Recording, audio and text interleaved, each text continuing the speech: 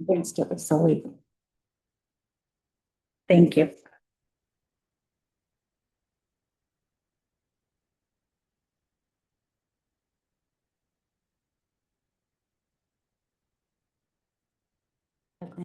Okay, I have 6:30. I'm going to call to order meeting number 1922 of the East Windsor Planning and Zoning Commission. We're located in the John Daly Meeting Room at the East Windsor Town Hall, as well as on the Zoom platform. I'm going to begin tonight's meeting with the Pledge of Allegiance. Pledge allegiance to the flag of the United States of America and to the republic for which it stands, one nation, under God, indivisible, with liberty and justice for all.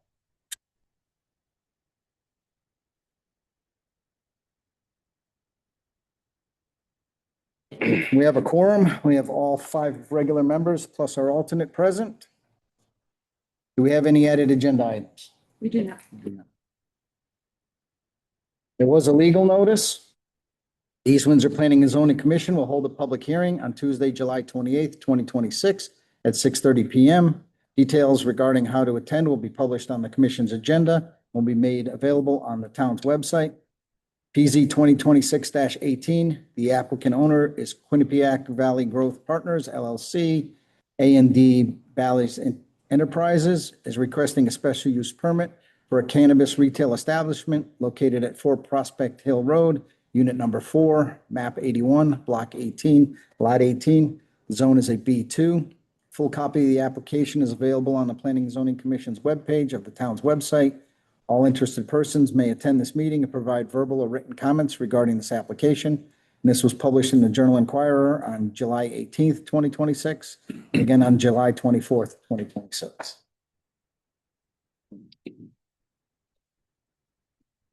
We're at the public participation portion of our meeting.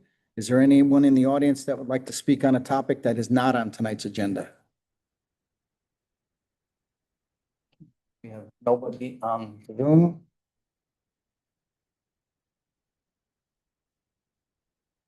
Moving on, approval of minutes. We have the minutes of our last meeting held on July 14th. Does anyone have any edits or corrections?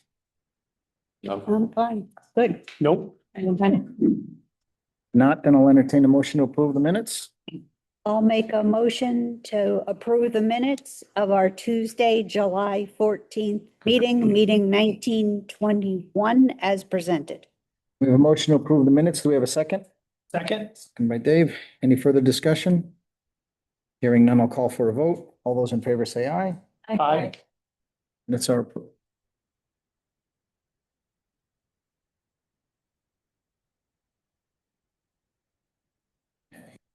Receipt of applications. We have one application to receive this evening. It's PZ 2026-21. The applicant owner is Pierce Materials LLC. Request for a special use permit site plan modification to merge 2 properties and define byproduct procedures. Area located at 118 and 140 Wapping Road, map 27, blocks, lot 17, block 65 and 65, lot 08, map 32, block 8 and 34, and the zone is an M1. This application will be heard at a future meeting. We have nothing for performance bonds, action, permit extension, road acceptance. We have no continued public hearings. Moving on to new public hearing, PZ 2026-18, the applicant owner, Quinnipiac Valley Growth Partners, LLC, A&D Valley Enterprises is requesting special use permit for a cannabis retail establishment located at 4 Prospect Hill Road, unit number 4, map 81, block 18, lot 18. Zone is a B2. Who's here to speak on behalf of this application?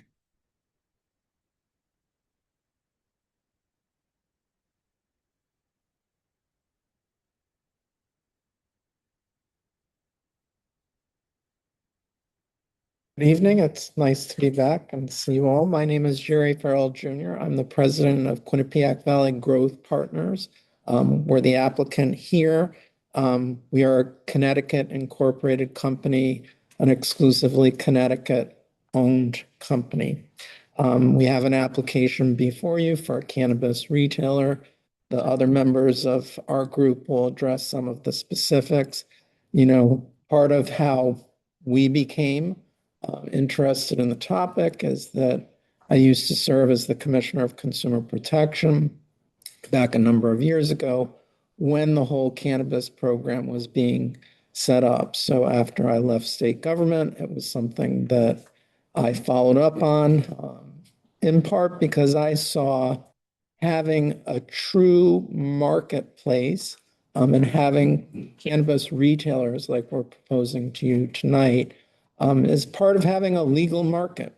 Too long we've had a black market throughout Connecticut.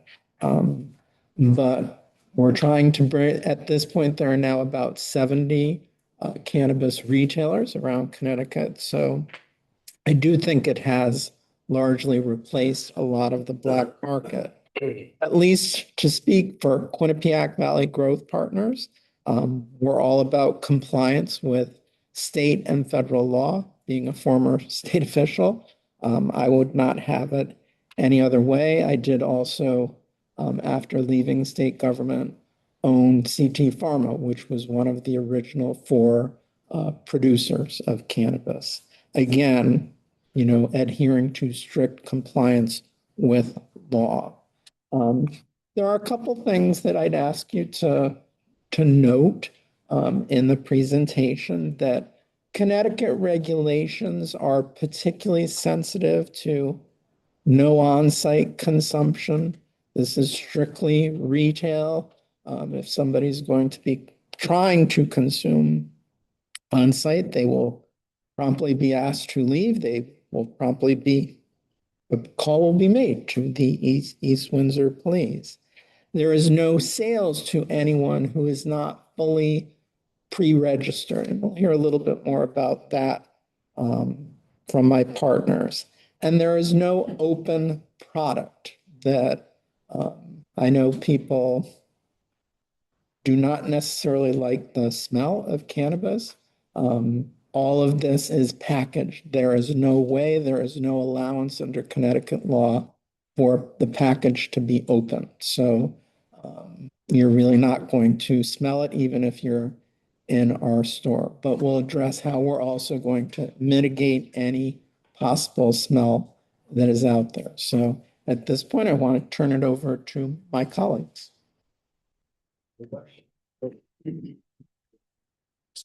I just want to address a few things. Why? Can you identify yourself? Yep, my name is David Weber. I'm one of the project managers in the company. We believe East Windsor is a fantastic location because it's situated in an area that is very underserved in Connecticut. If you look at a map of Connecticut and where all the retailers are located, they're all along major highways for the most part. And if you look at this area, anywhere between Hartford and Enfield, there's nothing along 91. So it's a very underserved area, not only East Windsor, but there's a lot of other towns that would benefit from our location. Ellington, South Windsor, Bloomfield, Simsbury, Windsor, Windsor Locks, East Granby are all towns that do not have any retailers there. And they're all having to go pretty far to get somebody, so that we would be somewhere for them to have access. Why we think the location that we picked is good. For Prospect Hill Road, first of all, it meets all of the town's cannabis zoning regulations. We're also going to help revitalize the plaza. That plaza has several vacancies in there now. So we're thinking that if we come in and, bring in some business to the plaza, that maybe they can entice some other business that might want to come back in there as well. Location wise, it's super convenient for the highway on and off. And what's nice is that it's very little impact traffic wise to any other area other than immediately there. So anybody coming up 91 or down would get off, literally go 1 block, get what they need, and then, and leave that same direction. So they wouldn't be going through neighborhoods or side streets or anything like that. A lot of people are already familiar with that area. Walmart being there is kind of a destination for people. There's not a lot of Walmarts in Connecticut. So Other than Manchester, this is a destination for people that come from far away, so we feel like that'd be a convenient spot. We have a very supportive landlord. Jimmy Ballas is the landlord there. He's excited for us to come. We've had several meetings, and he's very supportive and, doing whatever we need to do to get the place ready. The plaza has a dedicated traffic light with a turn lane, so it's very easy and out, and we're not having to, tie up traffic that way. And if you look closely at the parking lot, which we've included an overview map in our application, there's tons of parking there. And we feel that we don't expect any major increase in traffic, perhaps a minimal increase, but the parking lot itself is more than sufficient to handle any extra parking that needed to be.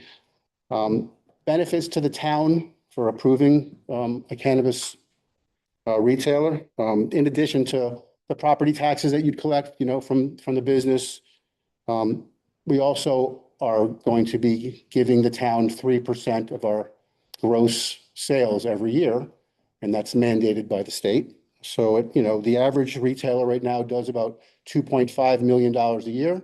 So that would mean $75,000 annually to the town to use at your discretion. However, there are many retailers that are doing in excess of $5 million.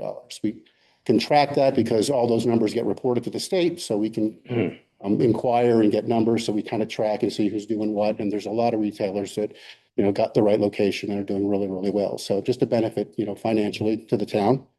And then we plan to hire local individuals. So we would hire and train people that from the area to work at the retail location as well. And lastly, we are what they call a Section 149 cannabis licensee. And with that, the state requires us to have a plan that they must approve, which details how our company will work with the town to provide assistance to local organizations that help those in need in the community. Examples are engaging with youth, family and elderly services, reentry for formerly justice impacted individuals, and mental health and addiction services. So there are probably some organizations in the town that could benefit from us being involved, and we will come up with a plan. So we'll sit down with town officials once, if we get approved, and come up with and figure out who would benefit the most from what we can give back to the town, and come up with a plan that we submit to the state for approval. Okay. Jim Weaver will come up next and talk a little bit more of some of the detail. David. Good evening. As David mentioned, my name is Jim Weaver. I'm also a project manager for Quinnipiac Valley Growth Partners. And I'd like just to run through why we believe that this site complies with the East Windsor zoning regulations and why a special permit should be granted. To start, it's in the B2 zone. It has high capacity parking, dedicated and signaled entrance and exits, and appropriate existing landscaping. The site is bounded by Route 5 to the west, light industrial businesses to the south and to the east, and a condominium complex to the north. Between the parking area and the condos is a dense tree buffer. As mentioned, this is in the B2 zone. There are no schools, daycares, or places of worship within the building, and no parks or playgrounds adjacent to the property. The parking is more than sufficient for the 22 estimated peak hour visits, and for those reasons, we believe that it fits well within the East Windsor zoning code. I'd just like to turn now to the cannabis-specific application requirements, specifically the security, odor mitigation, and signage. To start, security is a paramount concern for us, as all operators in Connecticut. And retailers face much tighter security concerns and state law than any kind of comparable business, whether that's a liquor store or even a pharmacy. For example, all access to the interior and the back of the house will require identification checks, patrons to be buzzed in, and all ID will be logged at sale. The interior and exterior will feature full coverage, live and recorded video surveillance. And the interior will feature manual and automatic, audible and silent alarms that have auto dialing features. For those, we would work with the East Windsor Police Department as far as proper response and training. Furthermore, all employees will be trained how to handle intruders, disruptive customers, patrons suspected of being underage, or any potential on-site consumption. As far as odor mitigation goes, we break these out into two safeguards. One, the built-in or passive features, including sealed containers, no product inspections allowed, no in-store or on-site consumption, employee use not being tolerated. In addition, the unit itself will be served by a dedicated air handler and HVAC system. And as far as active measures, if necessary, we will acquire an active carbon air filtration system, such as those made by AirPura. These use a combination of HEPA filters, UV lamps, and carbon filters to capture and neutralize odor-causing chemical compounds. As far as signage goes, we've provided a concept image, and we will be applying for a sign permit at the appropriate time, but we're considering the name Vibe, and we are limited as far as our colors and the appeal goes. Regardless of whatever sign is finally approved, it'll be discreet and professional and not draw undue attention to the store. Turning now to the general special permit requirements, I'd like to point out that we are planning on no site modifications. No alterations, improvements, or other changes will be made to the site or the structure. Any necessary construction will be limited to the interior and largely cosmetic or due to security requirements. The site access, parking, circulation, and all existing utility connections are more than adequate for the retailer's needs. The proposed use, therefore, satisfies all special permit criteria required by the East Windsor zoning regulations. Specifically, it conforms with the intent of the Plan and Conservation and Development. The proposed retailer harmonizes with the appropriate and orderly development of adjacent properties in terms of location, size, and character, and it will not diminish the appropriate use or value of adjoining properties. The area's essential characteristics and neighborhood property values will remain the same.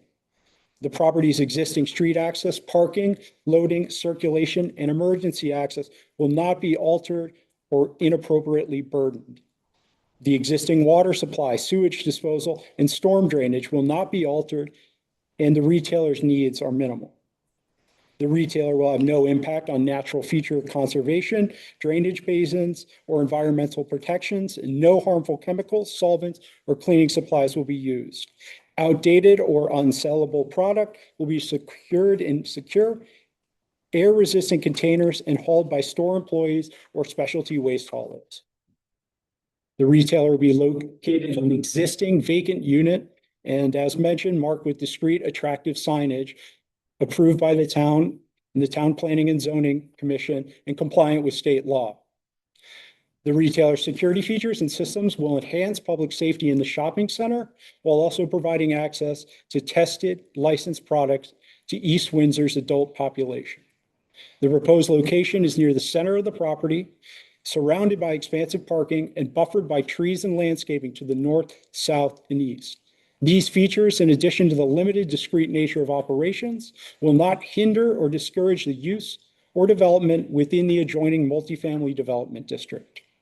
The property has over 140 parking spots served by a dedicated, lit, and signaled intersection, and the retailer is expected to generate no more than 22 peak hour trips. The impact on area and site traffic, therefore, is minimal, and we request that any traffic impact study be waived.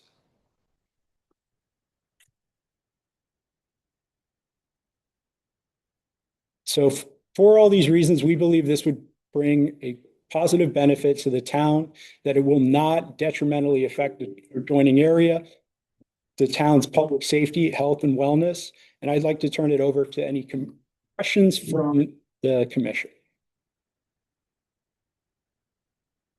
Start down the far end. Stacy, do you have any questions for the applicant?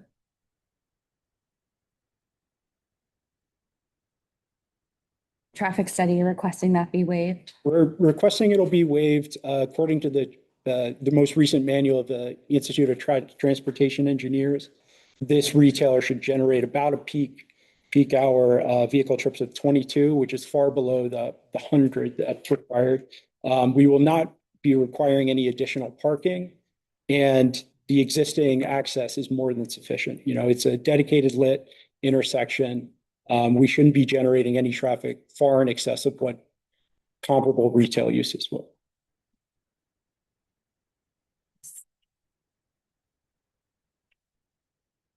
I have no questions. Six days, okay. Oh, yeah. Pass. Yep. Go ahead. Yep, no questions. Especially. I'm good. Um, on the giving back to the town where you said senior services, recently incarcerated, whatever the other categories were. Could you explain a little bit what that entails? Like, are you giving financial support? Are you, I think that support can come in a lot of different ways. yeah, that's what I'm not understanding. Be volunteering, it could be financial. There are several ways to do that. We are open to all of that. I think the best way then would be to kind of sit down and figure out who would be best candidates for help, what the needs are. And, you know, we don't want to say yes or no, make a commitment at this point. Yeah, no, I'm just trying to understand what And so whatever, you know, that meant. and it's a good question, and you know, because of the way our license is granted to us, the state does require that we have a plan in place, working with local community. And that's different than the percentage of your sales that you turn over to the town. That's a cash. And Support every month. I don't know if you can answer this, or maybe it's for Ruth Ann, that percentage of sales that comes to the town, does that work to reduce our property taxes, or does the town get to use it for a specific purpose, or where does that money go? It's very similar where the needs are.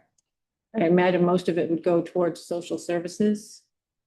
So would that be an additional appropriation to social services, or would that be a I offset from a tax perspective? don't think it's dictated as an offset. Okay. I think it's it's additional. And so then it's up to the town. to Okay. Manage that. So that's up to the selectmen. The no consumption on property and how you would know. In the olden days, people smoked marijuana. I don't know if that's what they do today, but I can tell you when my daughter was young and had gummy bears in an airport, it fascinated the TSA people. They had to open them and test the sealed package. But, so I'm assuming you sell things that are easy to put in your mouth, say. What stops people from going in their car and eating the gummy bears? Well, we'll have, as mentioned, there's extensive surveillance setups, right? So, the cameras will be scanning the outside. If there's somebody that we suspect of doing so, they get a big order, they go and they sit in their car and they're staying there. That may prompt us to go and see if anything's going on. Now, of course, under state law, driving while impaired is still illegal. Right. So if anybody is suspected, then, we would refer it over to the East Windsor Police. And, if it's a repeat offender, so to speak, we deny them service in the retail. And my understanding is that there's different, I'll say, potencies.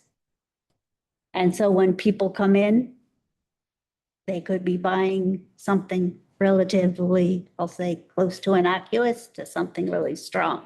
So Connecticut's pretty strict about the allowed potency of their products for gummies or edibles, for example. It's no more than 5 milligrams per serving. And usually that's a box of about 25 milligram gummies. Now, they're also subject to an overall allotment, which means that you can only buy so much flour or flour equivalent products like gummies per month. So there are some safeguards in there to prevent that. Unfortunately, just like a liquor store can't totally prevent somebody coming in, getting a fifth and then drinking it in their car. It'll really be incumbent on us to be aware who our customers are. And if there are issues like that, to the extent we can, try to remediate them. Good. Thank you. Wayne, you have any questions? Yes, I do.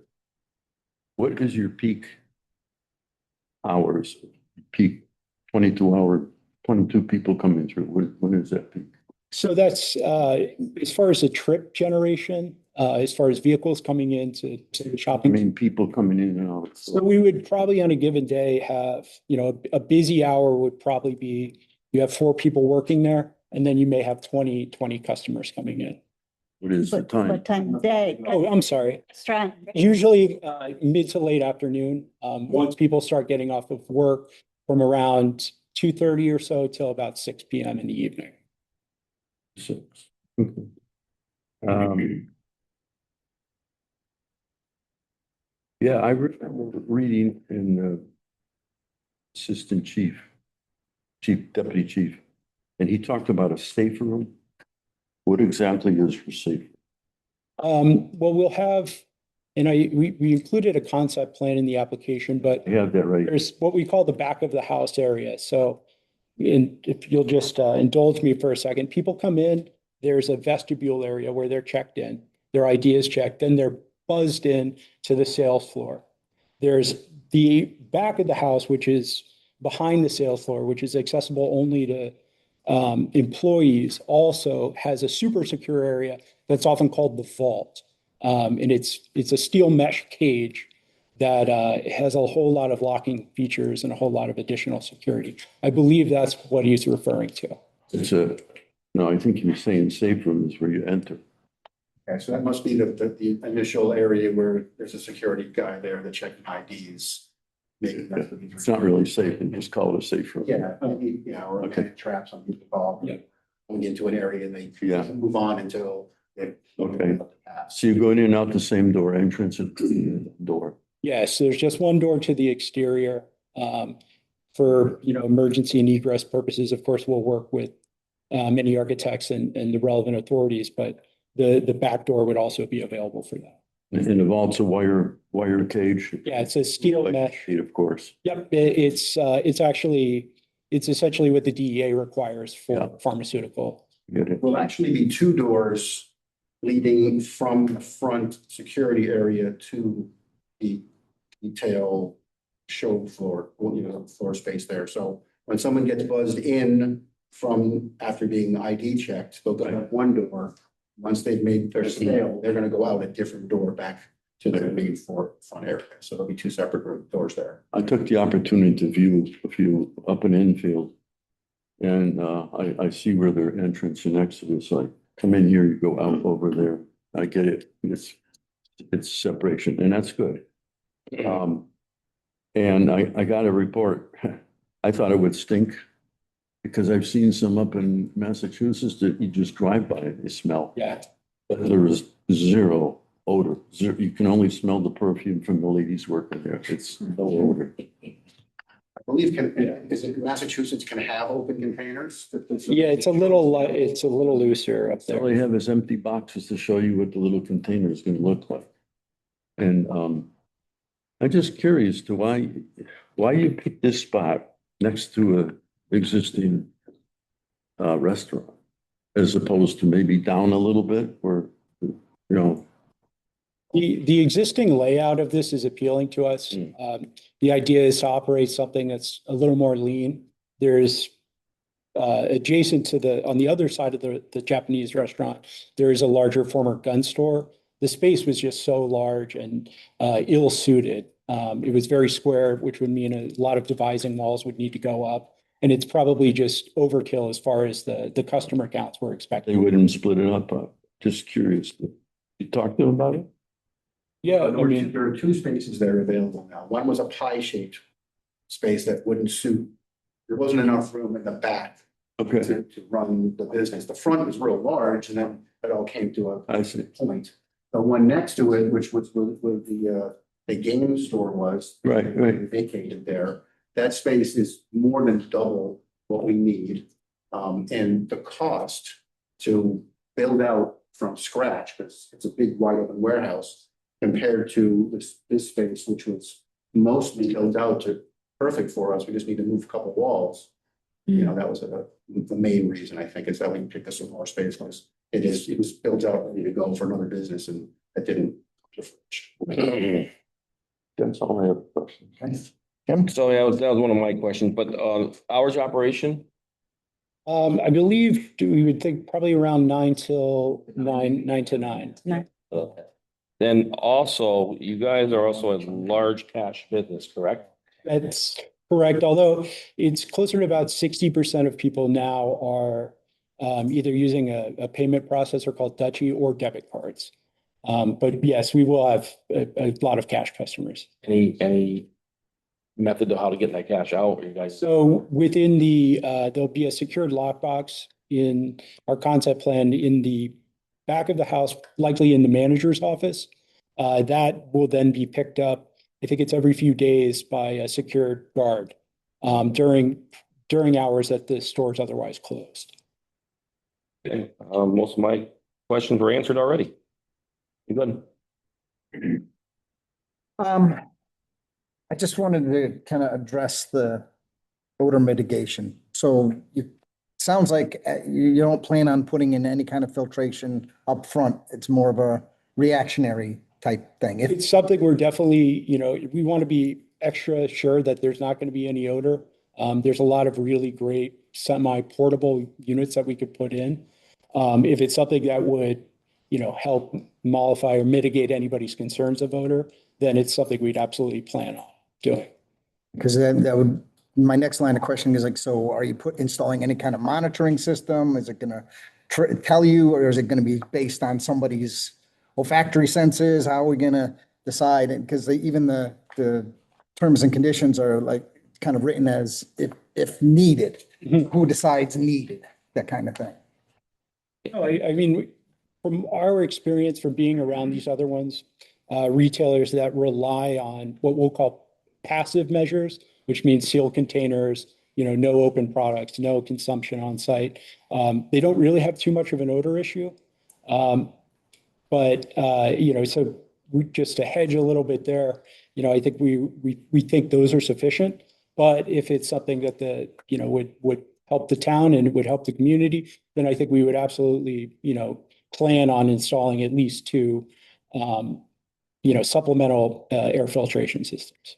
I just think if for some reason it's determined that it is, I don't know how quickly you'd be able to react. It'd be weeks. Units, so, there are many manufacturers that offer these products to lots of different types of businesses. And I think that we'd probably be able to get something on site very quickly. Got to ask that. Oh, okay. You do it. In your memo, it says that we're still pending comments from the health department. Have you received any comments? No.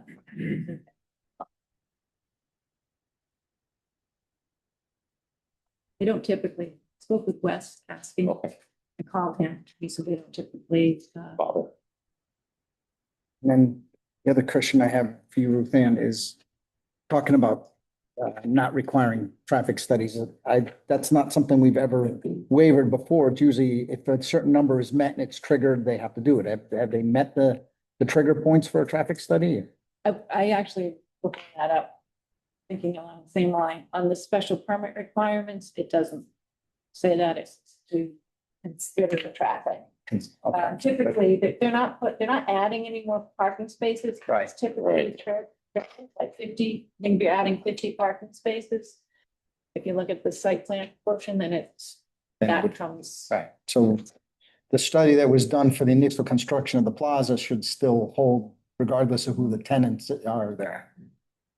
Great. Do you have any questions of the applicant? Sure. We did receive the conceptual for the sign, saw that photo. This is their unit, so I would Yeah, I got that, expect that they would be that, PMP's height time and one on. the road. Yeah. Okay. Right. And then we talked about odor mitigation, the 2 areas that I had. Oh, So it kind of sounds to me like maybe it should be something that would go in right from the start rather than reacting. to it. Entirely reasonable. Yep. So we then, have See.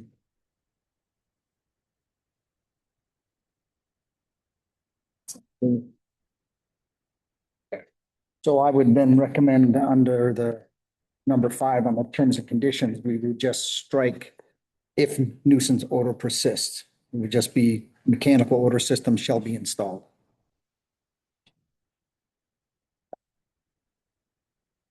Okay, Wayne, could you hand me the sheet, please?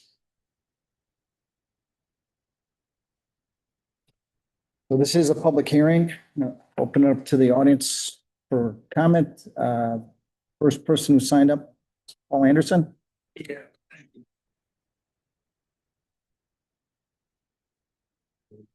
So, Yeah, record and then I'll- make sure you get one, just share them down the list. That'll be perfect. Thank you. Appreciate it.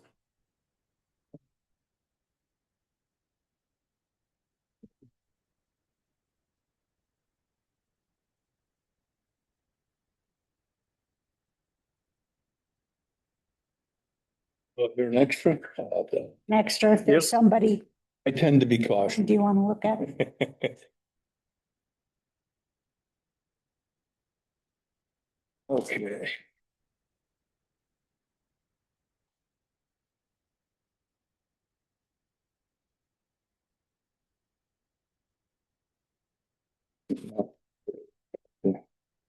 So. Number one, personally, I'm not in favor of cannabis operations at all. However, I have nothing against this business going in place since it's legal. Can't argue that point. So that part's fine. Odor. I went to 2 different operations in Enfield. Then leave Cannabis Dispensary on Elm Street and Octane Cannabis Dispensary on Hazard Avenue. Absolutely odor-free inside and out. Stayed there for a while. No such thing as an odor. Had customers come in, customers leave. No such thing as an odor. Did not exist. And I went looking for it. Just want to point that out. It's an actual first-person observation. Security. Octane Cannabis has very secure operation. You go in and you're in a very small area. Your driver's license barcode gets scanned. And as long as the information is legit, you can get in. Can't buy anything yet, but you're in the system. You're in their computer system. So now you're in the store. That was excellent. If you do wish to make a purchase, you place an order, your license gets scanned to make sure it's still you. When you go to pay for it, gets scanned again because everything is tracked. The people in there were very cooperative, explaining how everything worked. It was a great trip. Zen Leaf Cannabis, the security is a little laxer, but still not totally unreasonable. You walk in the front door and it's wide open. However, there's a sign that says, please check in. Now, if you don't check in, you're not buying anything anyhow. So there you go. I'm assuming all that meets with regulations. So I would say that was quite reasonable.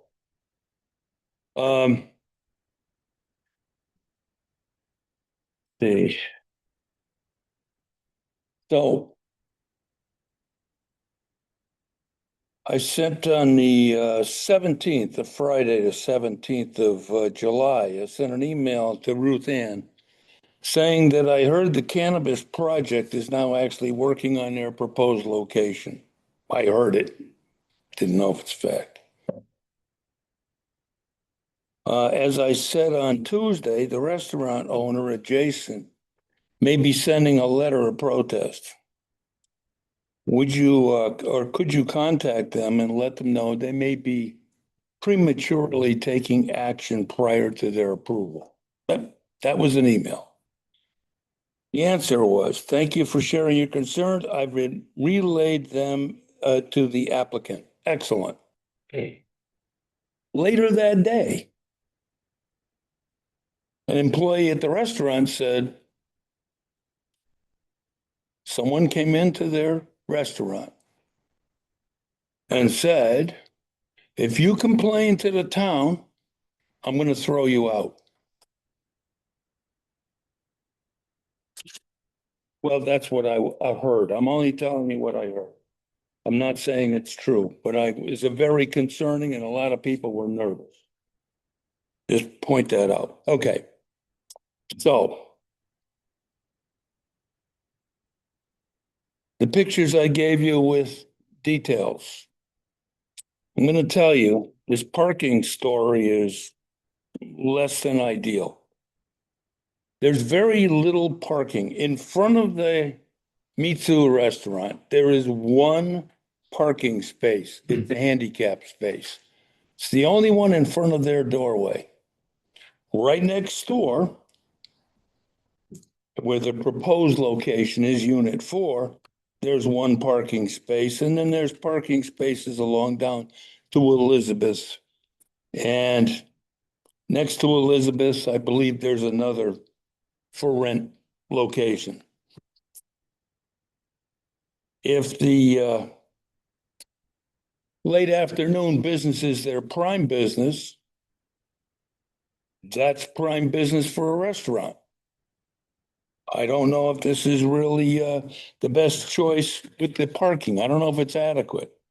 Now, what I was looking at is other places, and I understand there may be logistical issues, but door to door is only 12 feet between these operations.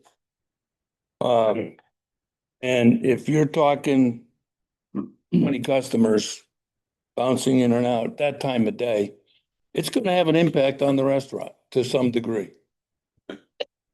My only concern is that a fair impact? Are we bringing in something that's they've been there since 2008.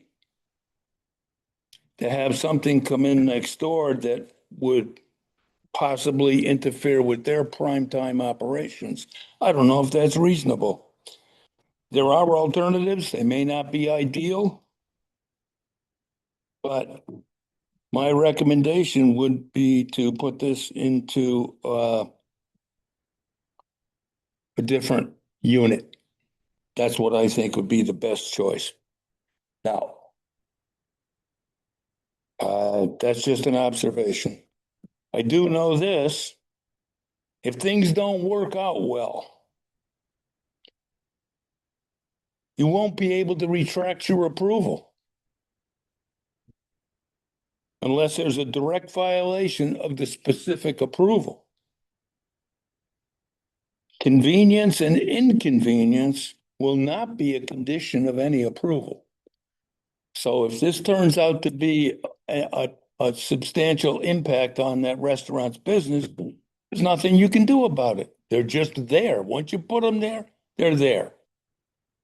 Now, as a business, I think it'll probably be a successful business.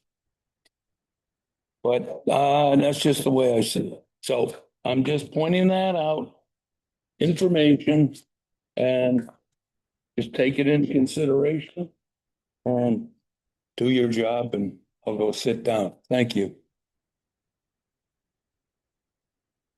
Next, I have Brian Gunning.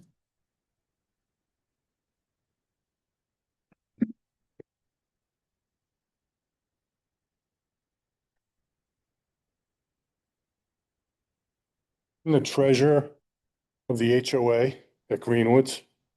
We only found out about this late Friday afternoon. And I can tell you, my board, we're not too happy with it. We have young children that live on that property. And all these guys might be nice gentlemen. Their customers may not.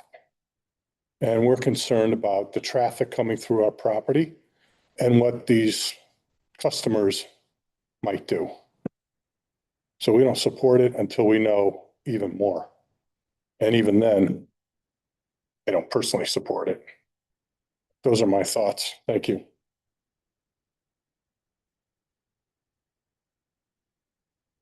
That's all that signed up for this. Is there anyone else in the audience that would like to speak on this application?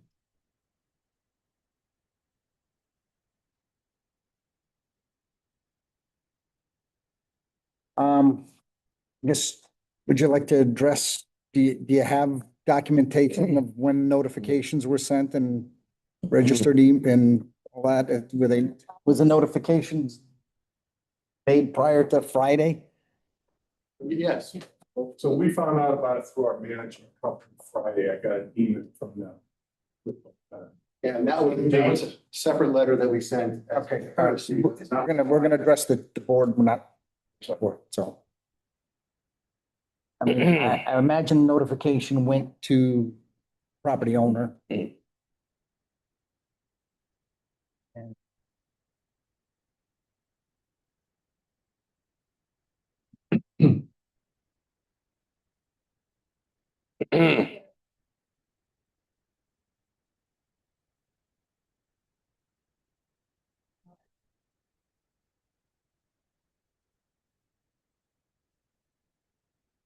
Got it. It's like, Brian, so my understanding was they notified the property owner and they also notified any tenants that lived within the 100-foot area, so the individual tenants were notified as well. Within 100 foot.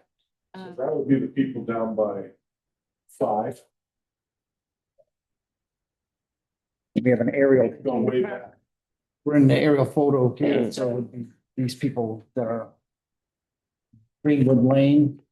Yep. Right in Down there. towards. Yep. But if you send that to, Westford Management, the management company.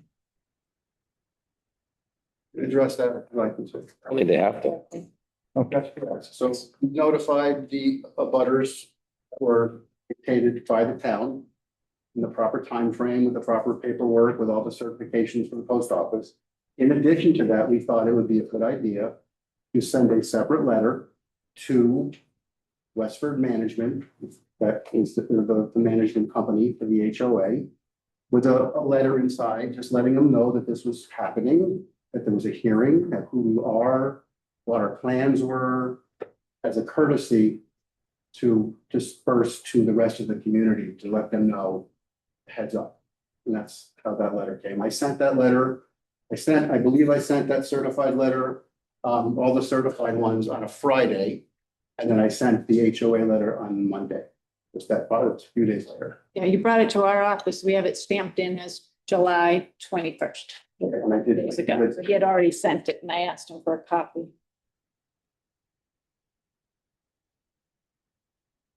So I guess notifications were made, just people didn't react to the notifications.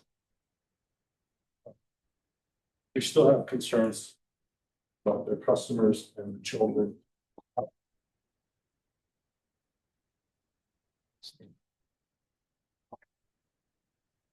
I think, was there anything else that brought up that needs a response here? I guess I would look at it as, how many people can fit into your first vestibule area? Are you anticipating queuing of people outside the establishment? Yeah, I mean, the way these typically go is that the first week may be busy because it's new. And we may have a grand opening on a day that we have to monitor that. Once this business is established, we don't expect more than 4 or 5 people at a time coming in there. We certainly can limit by whatever's dictated as far as occupancy goes, as to how many people can actually go into there. You know, the front space is going to be about 150 square feet of room in there. So, you know, if we had to have people wait out there until they got buzzed into the retail space, to do that, you know, make sure there's not too many people. I think the concern more is queuing outside. It's a long queue, though.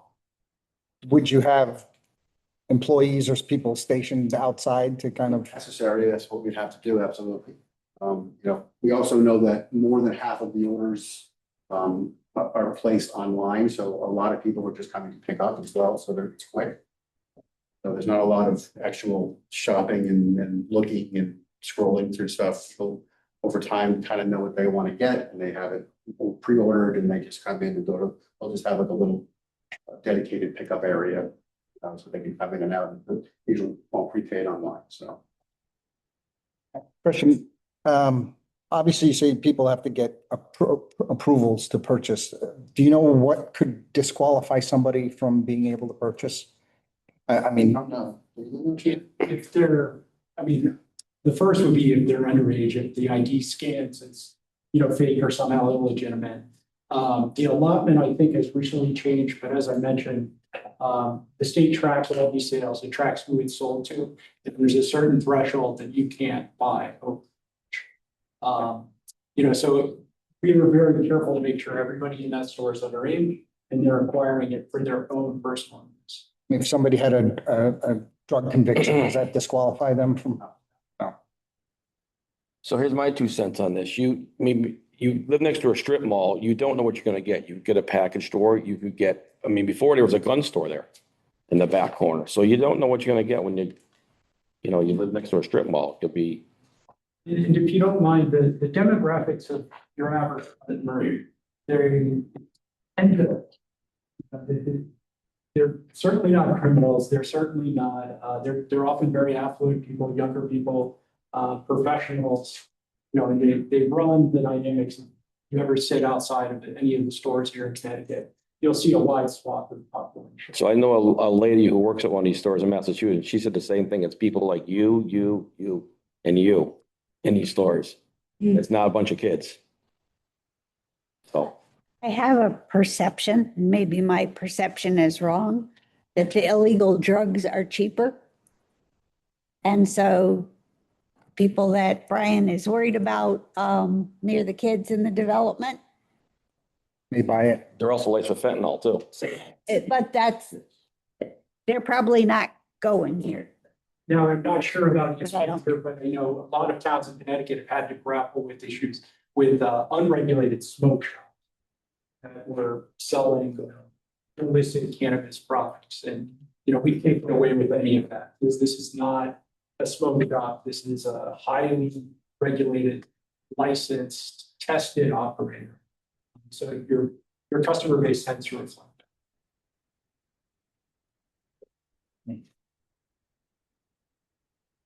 You have anything else?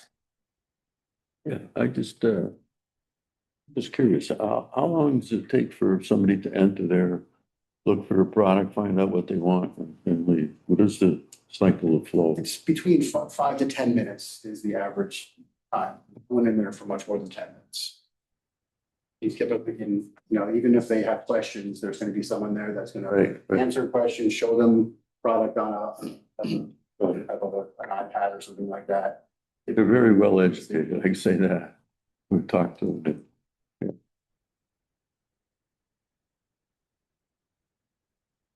Anyone else? No one else, anything else? I'll entertain a motion to close the public hearing. I'll make a motion to close the public hearing on application PZ 2026-18 for a special use permit for a cannabis retailer. We have a motion to close the public hearing. Do we have a second? Second? Dave, any further discussion? Hearing none, I call for a vote. All those in favor say aye. Aye. Public hearing is closed.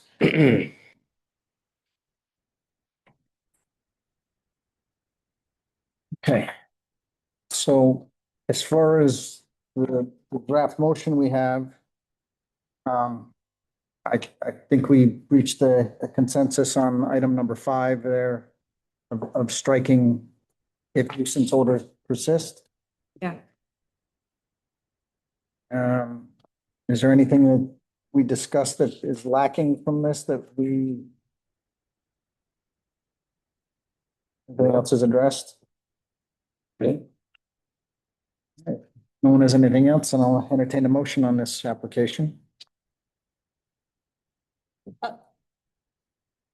Ask your question before we go. Mike, I did notice item 3 shows the hours of operation are 7 AM. I did ask Ruth Ann. After this, I took what was in the regulations and I Okay. put that in there. Okay. Because I know they had mentioned it differently, Only if the so. commission wishes to modify that. I mean, And the they said 9 the AM. word 9 has been tossed around. So why I don't we mean, make it 9 AM to don't know. 9 PM? Yep.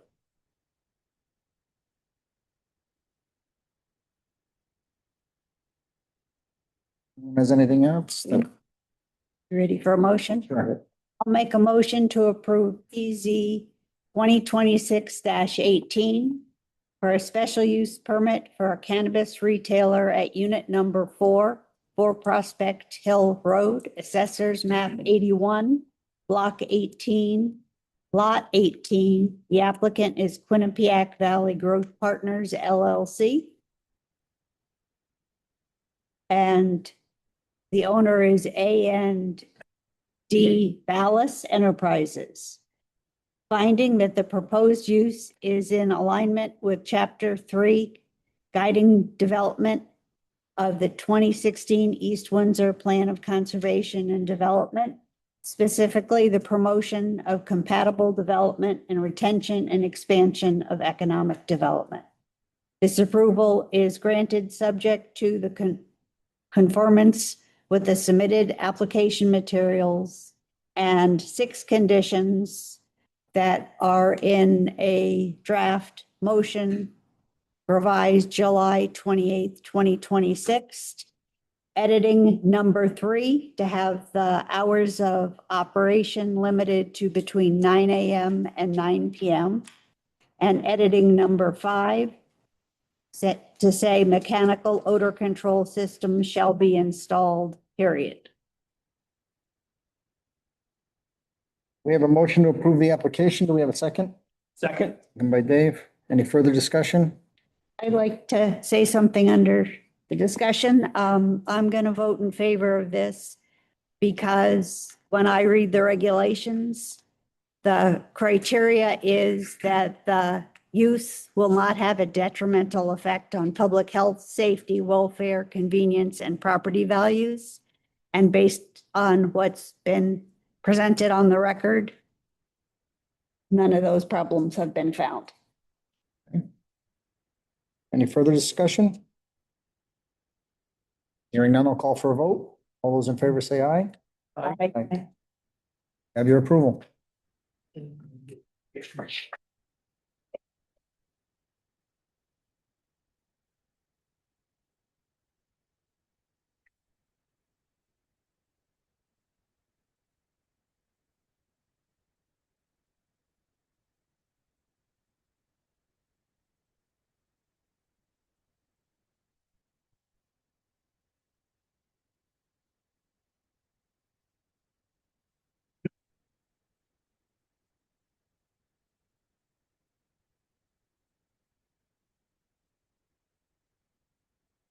And I just tell you when I want you to change this. Do I tell you when I want you to change this? Yes. Okay.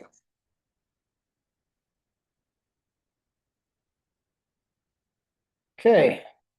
We have no old business. Moving on to new business. First item we have is PZ 2026-20.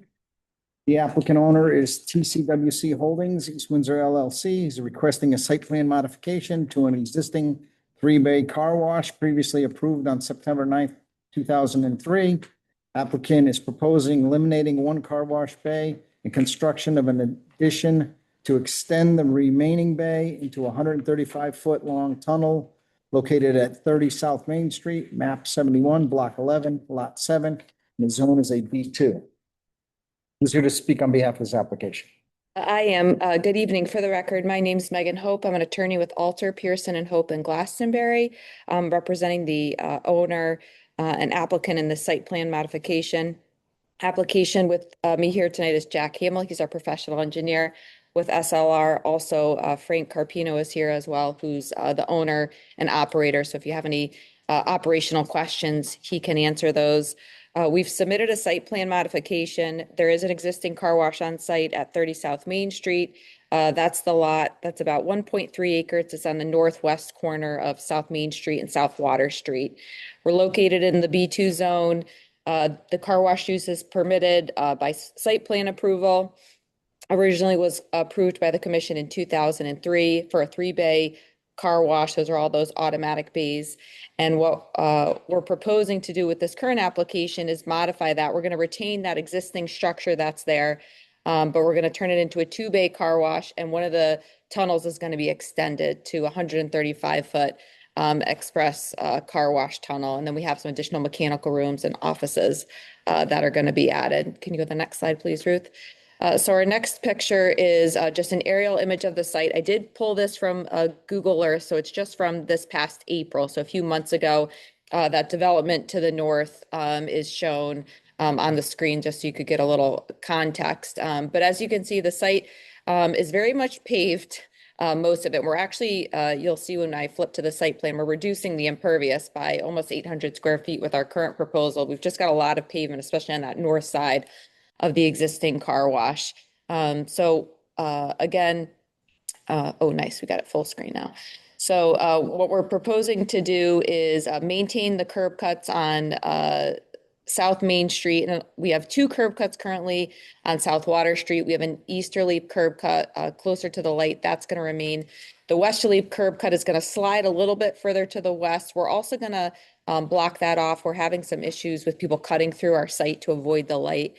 So we're trying to prevent that in our proposed site plan. So I'll point that out as well. But again, if you looking at this site plan, where you're going to see a lot of the changes on that westerly portion of the site. Go to the next slide, please, Ruth. All right, this is our site plan rendered. So what you're seeing in pink is the building. Where you see that I've dashed in yellow, that yellow rectangle, that's that existing building that's going to be remaining. So everything outside of that rectangle, it's what's new. You'll see that first bay, that's the long tunnel towards the north side of the building. That gets extended to the west. And a little bit to the east, it's going about 7 feet closer to South Main Street. We still meet the front setback, so that's not an issue. That second car wash bay will remain as an automatic bay. That gets extended a little bit, about 7 additional feet towards South Main Street. And then that third bay close to South Water Street, that turns into an equipment room. And we're also going to have another equipment room on the north side. The little box you're seeing in that northwest corner, sort of where the long tunnel starts, that's going to be an office as well. Regarding site circulation, traffic can enter from South Main Street or South Water Street. It enters the site, it's going to flow counterclockwise around the building. Where you see those 3 arrows on the north side of the parking lot, you're going to enter there where the canopies are going to be located with the touch screens, where you can pick which wash you're using, and you can pay. They're then controlling with a little gate who gets to go in and in what order. So after you pay, you get let into the queue. You're driving around the building, and then you're either going into the long tunnel or to the automatic wash. If you decide, oh, I don't want the car wash, you are able to drive around the building on the south side and get out of the site. Back in 2024, in February, we came before this commission for another site plan modification where we redid the vacuums on South Main Street. And you can sort of see those in the aerial. They have the concrete underneath with the free vacuum arms. We're proposing to add some additional vacuums on the north side of the property, and we'll have 9 vacuum spaces there as well. And I'm trying to think what else. Yeah. And we have 6 parking spaces. We only have 3 employees maximum at any time, so we have enough parking, a few extra spaces in case anybody else extra comes, but we really only have those 3 employees, and then everybody else whose parking is typically in a vacuum space using one of those vacuums. In a minute, we'll get to some of the renderings and things, but those vacuums arms are those overhead vacuums. They do have the LED lights. We did include that lighting plan in our lighting sheet that's later in the slideshow. Regarding the site lighting, we're eliminating a few light poles along that northern property line where we're putting the new vacuum. There's another light pole that gets relocated, but otherwise all that existing site lighting is staying. I'll just have Jack come up quickly and give like a brief overview of some of the site stuff, or the drainage, and then I'll move on to the architecture.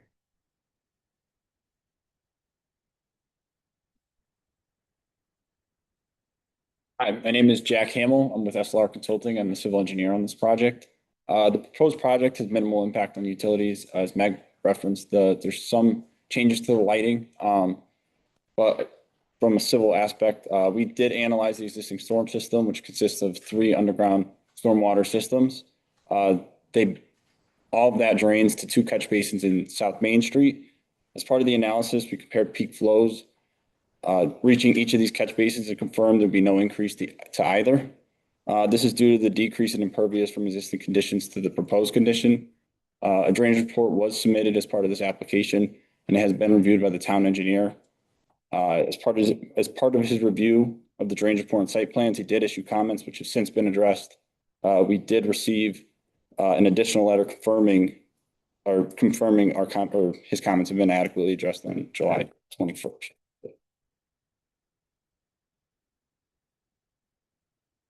We can go to the next slide, please, Ruth. So these next few slides are what was included in your architectural package. Our architect Mark Joyce is on vacation this week, so I'll be presenting this, but it's fairly straightforward. This is just the floor plan for the proposed car wash. It's colored. So what you're seeing in blue are the car wash tunnels. Obviously, the long one is the express tunnel, and then the smaller one is that automatic bay. The 2 equipment rooms are in the yellow color, and then that pink color in the northeast corner is the office. You go to the next slide, please. Okay, so the next 3 views are renderings. This is a rendering view from South Main Street. Right in the foreground of this picture, you can see that existing curb cut on South Main Street. So what you're seeing here is the front of the building. It's where the cars are exiting based on the traffic flow, but you can see the new architectural style that we're proposing, similar to what's there now, but updated. And you can see a little bit in the background too, those canopies are on that right side of your screen. You go to the next slide, please, Ruth. This is a view from South Main Street, looking back at the building. So this is a rear view of the building. Over on the left, you're seeing the office, and then you're seeing the long tunnel in the center, and then over towards the right and sort of the background, you're seeing that automatic bay, and then the mechanical room over on the right side. Go to the next slide, please, Ruth. Okay, and this is an aerial view. Obviously, you would never quite experience the site like this unless you're in a drone or some type of plane, but this gives you a sense of where those existing vacuums are, where the proposed vacuums are, and how the building will look once it's been renovated. Go to the next slide, please, Ruth. All right, so the next 4 slides are just each sides of the elevation. In general, what our architect was proposing here was to keep a traditional New England farmhouse style. You can see our material palette, which is at the bottom of the screen. We have a split face CMU base. We choose that material specifically for its durability. It then transitions into a clapboard siding. We do have some accents of PVC material that's a board and batten as well to sort of break up the clapboard siding that we have elsewhere on the building. The window frames are black. The roof has an architectural asphalt shingle style to it, and it's a gray-black color. And then we have aluminum gutters and downspouts. Those are also in black to just add a little additional punctuation to the building. So you can click through these, Ruth. This is the side facing to the north, to the new development. This is the rear side. And then if you go to the next one is the side facing South Water Street. The next slide, please.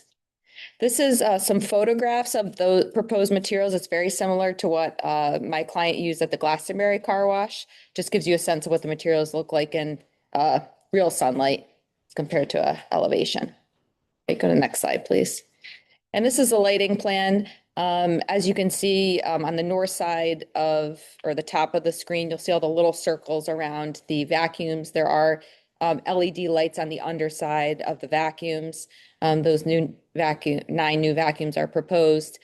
We do have wall packs mounted at 12 feet. Those will be on the building. Those are the other circles you see around the building. And then all the other existing light poles will remain. The existing vacuums on South Water Street, those have the same LED lights. Those will remain as well. So we just showed in on this lighting plan all the new lighting that we're proposing that hadn't been previously approved by the commission. You go to the next slide, Ruth. All right, so we're back to our proposed site plan. I think I've gone through everything I wanted to say, but I'm happy to answer any questions that the commission has, and Jack can answer questions as well, and my client as well. And I think at the back, the other 2 sheets I have in your packet, I did the original site plan and then what you approved in 2024, just in case you had questions. But those are the other 2 slides in there in case you were curious about the permitting history of the site. Pretty straightforward, though. Jim, I'll start with you this time. So you mentioned circulation. You said you're gonna chain off one exit? What? We had originally proposed to eliminate the westerly curb cut on South Water Street. But then we received comments from the town that we should just slide it down. We want to try to prevent people from driving through our parking lot to bypass a light, because that's what they're doing today. It's probably going to become more difficult because we now have the canopies to the north side of the building that are stopping people. But that's why we have it sort of chained off there. So we, in case fire or emergency needed to get into the site, or somebody in an emergency needed to exit, we've left it there, but we're really not trying to encourage people to go in and out of that. And you can't stop them. They cut up Sophia's, they cut across the parking lot all the time. So you can't, that's kind of out of your control. I think it's harder with this proposed It is. plan, so maybe they'll get the idea. And also I read something about you're kind of trying to keep the grade for the new car wash pitch so the water flows downhill to your existing tank. And it says modification of tanks. How do you modify the tanks? This underground tanks? Underground tanks. It's a modification, somewhere I can't find it. It's a modification of tanks. An engineering council? Yeah. You're trying to keep your contractor, trying to keep the pitching down that way. Yeah, come up here. I see that. Do you know what there's, okay, you know, Frank? Okay. Oh. Hand on my seat. My name's Frank Carpino. I'm one of the owners. The pitch at the entrance of the car wash is not so much for the rainwater or anything outside the building. Your water. It's so when the customers are coming in, their car's in neutral and their foot's on the brake. And they're kind of rolling in versus on flat pitch, you'd have to accelerate. So what happens is people kind of like gas the car, and then it's a danger for the employees from getting hit. So that's the main reason for the pitch. We are reconfiguring our reclamation tanks at the exit. What's there now is a very old system that doesn't utilize the tanks correctly. So all we're doing is changing the ins and the outs of the tank, so they're in series versus like one big tank. Okay. And it's a sediment tank, so solids flow over to the next tank, and so on and so on. Gotcha. Okay, that was that. And then I assume it's big enough for trucks to go through? Like a pickup truck? Yeah. These standard trucks, no dualies, Okay. nothing over 6'9", which is all your standard vehicles. Okay. And so trucks, vacuums on the side. It didn't show on the rendering the vacuums on the side, but I see now. Pitch grade vacuums, trucks fit. That's all I had. Okay. Wayne? The impact on the water needs and the sewer, does this change at all? I don't think, will we have any, you think, change in water or sewer flows with this? Yeah. Yeah, no, and I do know that WPCA provided comments and they'll do a 3-year review once we get the CO for the new building. Okay, that's it. Ann? I've been going there since you opened, and what I see in the parking spaces is people, I'll call it detailing other people's cars, I'm guessing. So the parking spaces get used for people wiping their cars and doing whatever.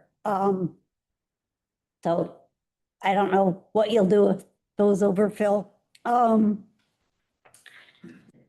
other problem I have with the design, the current design, and so I'm probably one of those people who gone and cut around, and the reason I've cut around is not to avoid the light, but I'm basically coming home from Big Y. I want to drive through the car wash and then get home, and you can't see how backed up it is.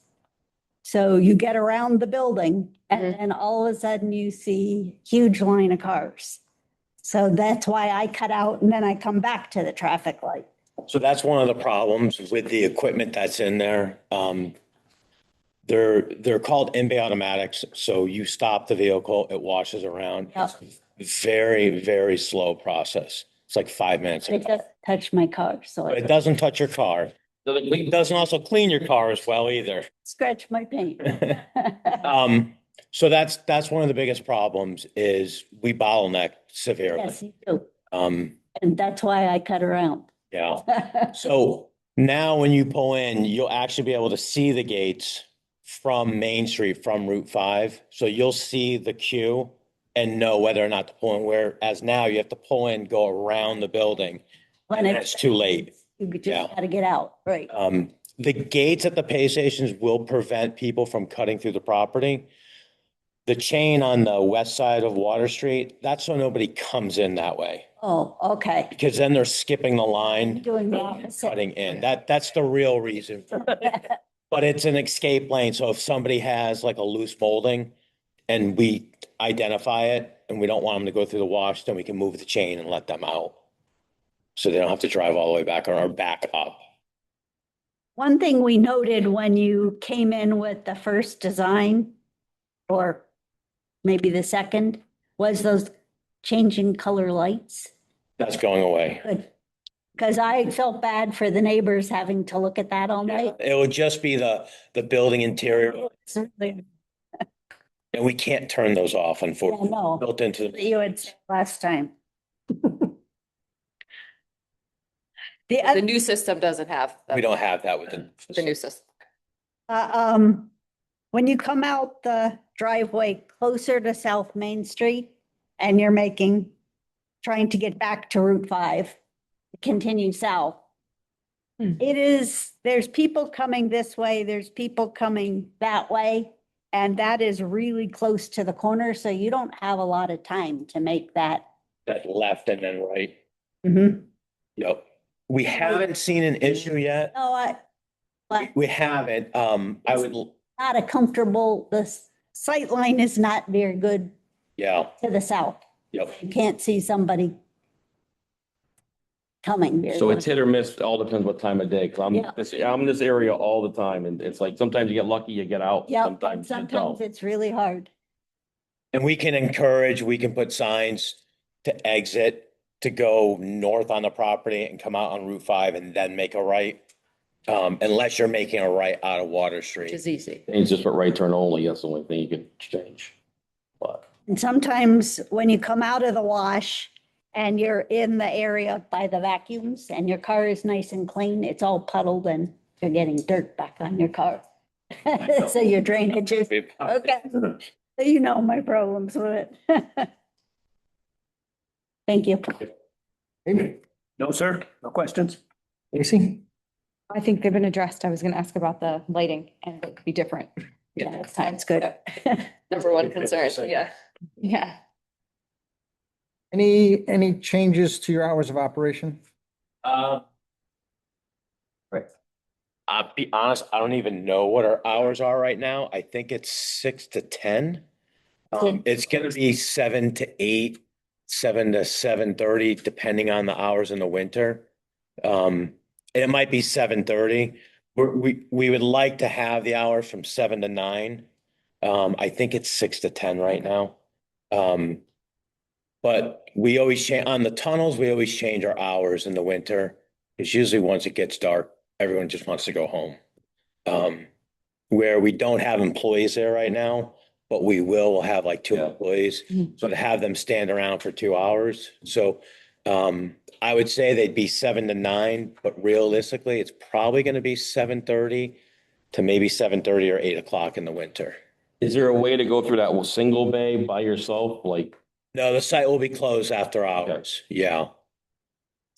Well, the reason why I was asking that, because it looks like now you're changing your vacuum system. You're going to one centralized vacuum pump. Which we have right now. Okay. Does yours run continuously? No, we have magnetic loop sensors in the ground. So when the car pulls up, And it'll activate? Restart. And then when they back away, they shut off unless there's somebody else in a spot. And we'll probably do that on the north side when we add those vacuums there, do the same thing. But because there's somebody on site, they can shut them down. Where right now the site's unattended. We didn't want to leave them running all day. That's what I was thinking about is like, are we gonna have this whine the pump continuously until 9 o'clock at night kind of deal? Yeah, as long as there's nobody parked on there using them, then they'll be off.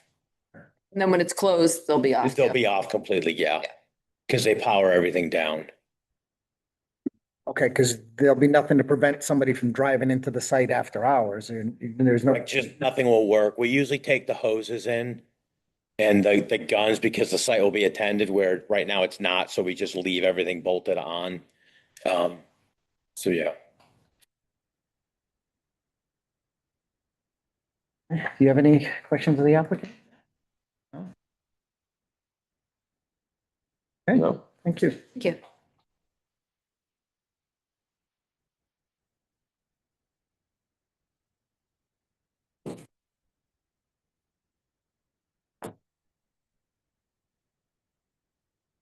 All right, so if nobody's got anything else, then I'll entertain a motion on this application.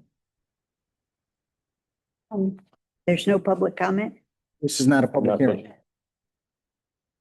I'll make a motion to approve application PZ 2026-20 for a site plan modification to an existing 3-bay car wash previously approved on September 9th, 2003, located at 30 South Main Street. The owner applicant is TCWC Holdings East Windsor LLC. The approval is granted subject to conformance with the reference plans as may be modified by the commission and this approval and the following conditions or modifications. The reference plans and the 10 conditions are in a memo to the planning and zoning commissioners dated July 21, 26. We have a motion to approve the application. Do we have a second? Second. By Dave. Any further discussion? Hearing none, I'll call for a vote. All those in favor say aye. Aye. Have your approval. Thank you.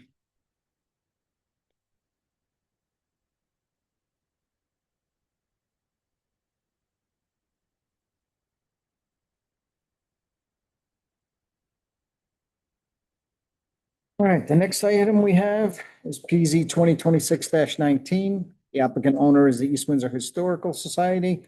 Is requesting a site plan modification for construction of a 32 by 80 building on an existing foundation. The building will be include toilet facilities, office area, meeting area, and educational center, display area located at 115 Scandic Road, map 64, block 32, lot 28A. The zone is a B1, A1, and A2. Who's here to speak on behalf of this application? Okay. So East Windsor starts. A foundation in place. The tobacco shed. Tobacco shed got moved out to the field. So now we want to utilize this foundation, 32 by 80, put up a activity, educational.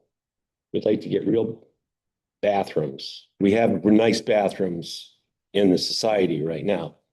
It's not enough.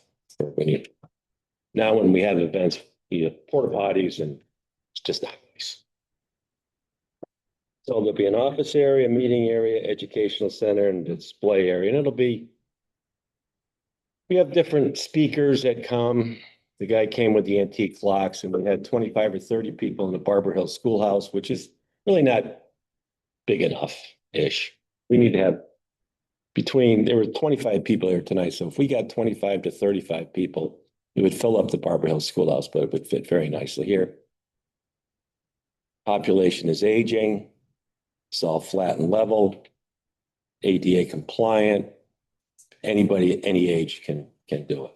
There'll be a porch overhang area in the front where people, like when the ice cream social comes, they could set up there underneath the cover, out of the sun, out of the rain.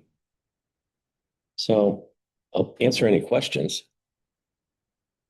The foundation's been there since 2014. We move at a snail's pace. Come on, Paul, Jesus. So I'll start with the question that probably scares people the most. Yes. Are you going to be renting out the space? Currently, we don't rent out any space to anybody. Understood. That's our current policy. It puts us in a different tax situation. So no, at this point, there's no tension. Well, private events held in this space. Well, private events, you asked if we're going to rent it out. I mean, could somebody have a class reunion there? Probably, they could. Would it be daylight hours and all that kind of stuff? And every time we get something, we come here and get a permit for it. If it's a private event, not necessarily public event. Yeah. Well, the ice cream social we got a permit. We got the cop, we got the porta potties, we got all the stuff. When the antique engine guys came in here, they came in and got a permit. So we have, we try to keep things all permitted. So we don't get into issues. I say. Question always then becomes, if you're not running what's going on in there, what controls are there? And usually the biggest concern is amplified music, that kind of things, noise issues. So we could very easily address that with a condition saying that there'd be no amplified music allowed in the space. I think you could do the decibel thing. We went through. It's hard then again to control. Who's going to measure it? If you're not amplifying music, it's easy. So let's go to the amplified music. What constitutes amplified music? Is it somebody playing their radio? Or is it someone blasting, which would be poor judgment on our part? Without a doubt. So there is a regulation. We went through it the last time round. I actually have a decibel meter in my truck just for this very reason. And I think it's 75. But that could be, can't you guys come back if we're breaking the rules? Can't you come back and say, you're breaking the rules, stop it? But you can't, it's hard to predict everything that could happen in the future. I mean, it's just really hard to try to cover all the bases. But throw me another one. Let's percolate on that. Right, Jim? Can I project for a second? So my understanding is that this building is to continue with the use of the Historical Society as you typically have now. Yes. Right? You're not asking for anything out of the bounds of what you would do with your current buildings. Correct. Absolutely. Same activities. The application is for a site plan modification to add this building where another building had previously been approved. Correct. Just, through that lens. So the building was supposed to be a barn, so a Tobacco shed. pole barn, right? No, it's actually it's the tobacco shed that, it came from Phelps Road. It was 7 bents. We went 32 by 80 here because we could only fit 5 bents of it inside the property with the boundaries. So we had to chop it down to 5. But since that time, we got the Tyler farm next door, and we were able to put well, it's in progress. The entire 7-bin shed up out in the field, which has already been approved. Foundation is in, the sills are in. The shed is there. The shed has moved. It's gonna go up this fall. So there's a foundation here or just? Yeah, full foundation. Okay. Well, Ernie Lloyd put it in. 10 by 20 footers, 10-inch walls, 4 feet down. Right. And we're on city sewers, we're on city sewers and well. And have you guys been to the ice cream social? I haven't seen I didn't go back there and look. There are maybe 500 people there. There's a foundation there. Oh, it's right there. Drive in. You'll see it. Maybe 500 people at the ice cream social. We've had as many as 1,000 probably. We park both sides of the road, blah, blah, blah. Never an issue. We have cops, extra insurance, North Central approval. All right. Wayne? Wayne, you got one for me? Yes, is this handicapped accessible? Yes. And so are the bathrooms. It's The bathrooms might be tweaked a little bit but yes, they're going to be wide, 5-foot circles. And the architect, Lori, drew this up. It's not my drawing. You're gonna power it? Electricity? Oh, yeah. Yeah, air conditioning Okay. and probably mini splits. Fancy barn. It's really like a classroom, educational center. It's probably this size. The meeting space is about this size, and there'll be tables and chairs in there and Sounds good. Nice. That's it. We do some pretty cool stuff at that museum, No kitchen. but no kitchen. That's too much of a nuisance. You might have there might be a coffee pot, maybe, but you get involved with food. Mm. You don't want to get involved with food. If you're gonna have food, you get the food truck that comes with all the credentials. They come and they go. You don't have to have a grease trap. We did that at Scout Hall. That was annoying. We had to have the hood. It was just way too much maintenance. We are volunteers. Ann, you have any questions? Yeah, I've been to your ice cream social. And to me, if it's the area where the ice cream is served, Yes. doesn't really look like a foundation to me. Oh, And I check- see a difference between a tobacco barn and a more permanent structure. It's more of a building. It's a full foundation. It's 42 inches down to a 10 by 20 footer. The stem wall sitting on top of it. It's got rebar in it. And it's been approved. And Yeah, no, no, the floor is not done. It's just the walls, just the perimeter walls. No, correct. There's no flooring in it at this point. There will be, but Here's an aerial view. You can see it, that it's got it.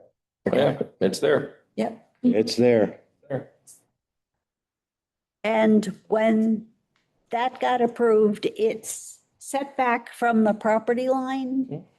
Met Yes. regulations. Yes. So there's nothing where we're too close to somebody's property line.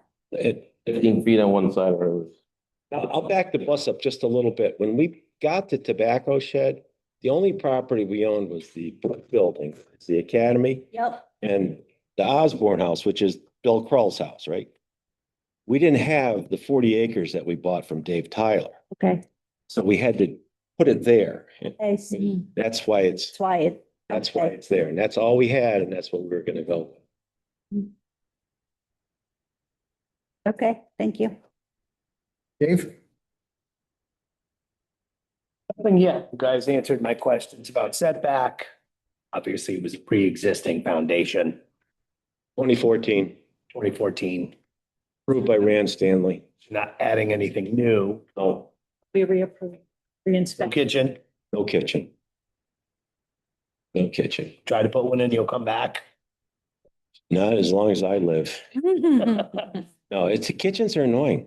We had it at Scott, we had it at Scott Hall. It was terrible. Before. We had more You trouble have with that. well that close to It was just, foundation. you can't believe how people use kitchens, what they try to put down the sink and what they, Lisa. you can't. Oh. Well, they. 71 years old, you got to try to make it simple. Yep. Agree. Okay. I'm good. What about lighting? Are you gonna add some lighting Maybe some carriage, I mean, like out on the building itself, some lighting? carriage light, antique looking things, not, So settle. there might be some underneath the overhang. I'm sure there'll be some underneath the roof that comes out that goes down in front. Okay, but nothing like huge. No. Just putting light out into properties or shedding light. And then it's hours of operation, like as you guys have events, it's very seldom. Yeah, well, Michael Hunt's here with me tonight. He's the president. So he's there every Saturday faithfully, more than I am, but we're there quite a bit. And on Saturdays from 9 to noon, it's always open and by appointment. But that's typically when we have events. Maybe at this point, 5 or 6 events a year, Mike, at this point. There could be more. Specific. There could be more, but we have the 3rd graders come in the fall and they tour the place, but that's during the day. The antique guys, the tractor guys were there. Scannick Valley Old Tractor Club was there. Junior Women's League uses it for a meeting hall. The River Commission uses it for a meeting hall at nighttime from like 6 to 7:30 or something like that. Somebody else uses it too. I can't remember, but the lights are on What they use now is that Osborne House. it. Typically, they use the Osborne House. This will be, It's chopped up. it's small rooms. Chopped up. It's short ceiling. This is gonna have a little taller ceiling to it, 12-foot ceilings. This might be 10, but it was 12. But it'll be a little more airy, and it'll look like on the inside like a barn on the inside. It's not gonna be finished. Used to Browns Point Library for 20 years for speakers. I have this room. I can bring in all kinds of speakers, do presentations there. He did. Something like that.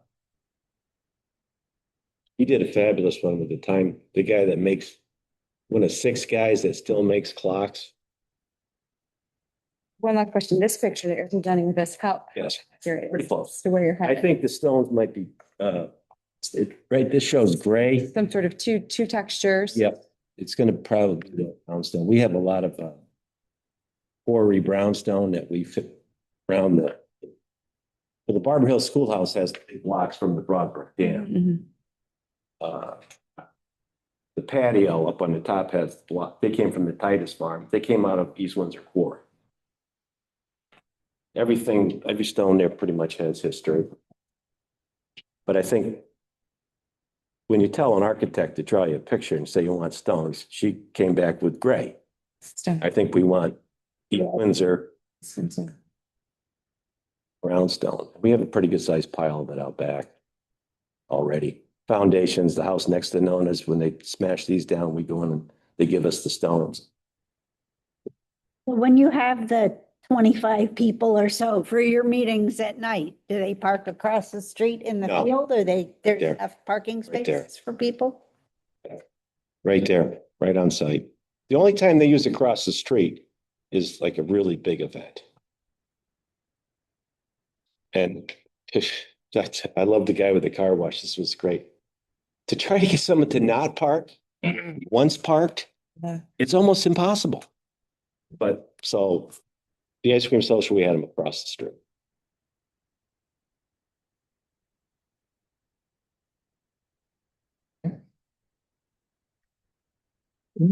Harry, you got stuck with me tonight. Jay's at another meeting. He might walk through that door at any In second. your review summary, you said that North Central Health District is still pending, that's still pending. But that doesn't really have any effect on the site plan, and it more affects on them being able to proceed with the construction, correct? I think we need to talk about the hours of operation and the rentals noise risk.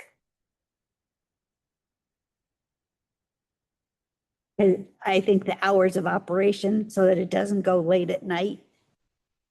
And along that note, so these groups that use it, are they members of the Historical Society then? So that it becomes a private?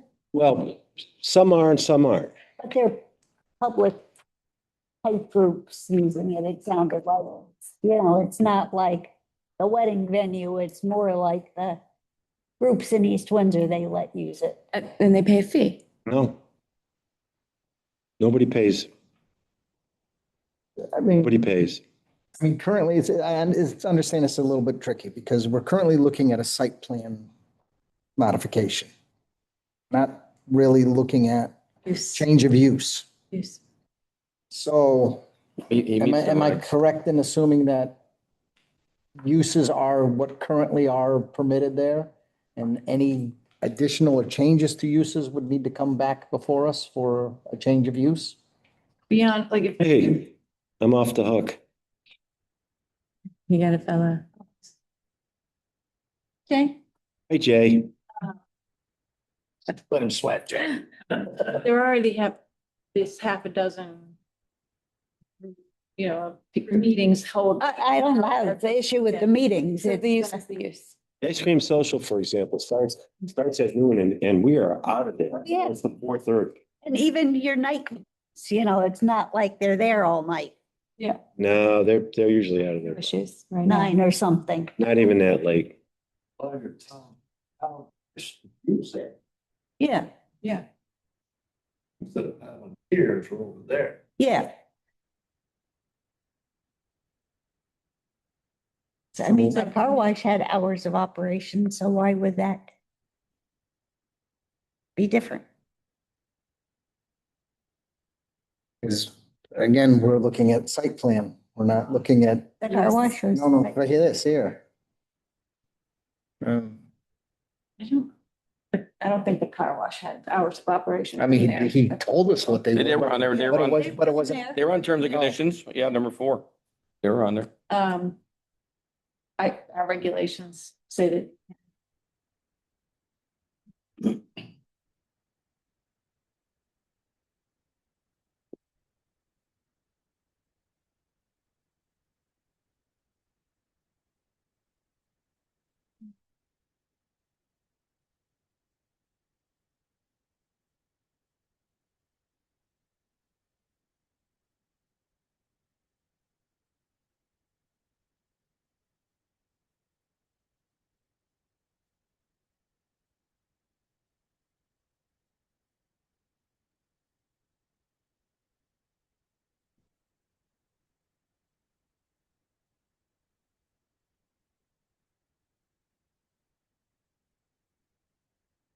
So everybody's big concern is you're gonna stick up, let's say this gets approved and you stick a big tent in the field and you're gonna have 150 band. people there. That's what's everybody's concern. It's loud. And then now we're back into the Event, wedding venue. right. And have That's to- where everybody's looking at. Are you trying to backdoor this little thing in to do that? That's what everybody's trying to figure out. You know, it's unfortunate that people look for the worst. We have a stellar track record at the society. We're self-funded. It's pristine. It's nicer than any park it's as nice as any park that's in this town. We cause no trouble. I don't know what the problem is. It's not. If we have to have an event, It's not your activities if it were to be rented out for private functions. If we have a wedding, like the old days, we had weddings there, we had a little courthouse. We got married, that ice cream social, No, that's it. I'm planning on having a big event like, up at the Maltese restaurant or anything like Right. that. so you hear what we're pitching here for this space, right? Mhm. You must have a vehicle if someone's doing something wrong in town where you can stop. cease and desist or something if, That's why I was going down the road of uses and what are permitted uses. Well, here comes the pro. site plan, they're, it's the historical society. And the uses that they, Current. Is it currently an allowed use? for the meeting room, No, as an event space. without necessarily think he's asking. I understand, but is he prohibited from using it as one? Or, you know, you would have to pull a special permit.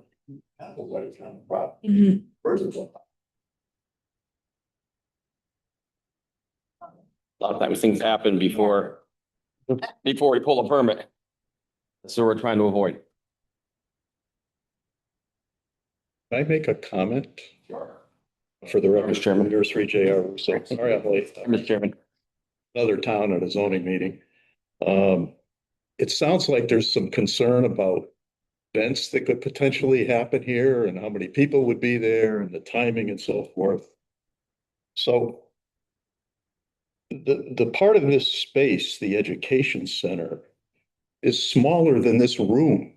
This is not a big space. This is not a big event hall that we're talking about here. It's tiny.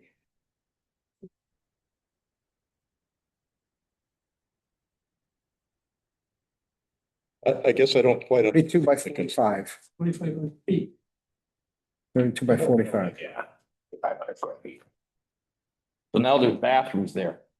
Mhm. So you can have a big event because you have public water and bathrooms and. We could have done that with the porta potties and the bathroom that's there. And we're not trying to get away with anything. But I don't want to be handcuffed. It said, you can't do this, you can't do that, you can't do this, you can't do that. It's like, we need a little room to not run, but to have events of the ice cream social. They had a beautiful display this winter with the lights and the Christmas trees that Mike did all of that. The tractor show was wonderful. There's less than 50 chairs in this room right here. This is a small space. It's not large. Bathrooms are very important to people. Oh, definitely. I agree. Unless you have porta potty. No, they don't like those. Well, the point I'm drawing, the bathroom, if you have a venue in the field, you have bathrooms now, which makes life a lot easier. Yes, it does. Handicap bathrooms, so. And they make the handicap porta potty. They do, 88. So most of the time when Any event open to the public, it's a special. Most of the time when people drop porta potties off for us, they come in clean and they leave and they have never been used. No one. They pay the $200. Yep. They come in and they go out, doesn't have to do, because nobody will go in. Making sense. But we do have a nice bathroom at Society inside, one. Which is handicapped and has grab bars and so on. Most people are quite relieved. We have real. Not quite as important to the guys, but to the women, if we have real bathrooms inside, they say, oh, thank you. They're using that, yep. And they're very nice. We're not trying to have public restrooms, because public restrooms, we're not gonna leave the doors open all the time for anybody to go in there ever, you know. You don't want people No, wondering when it's open. Yeah.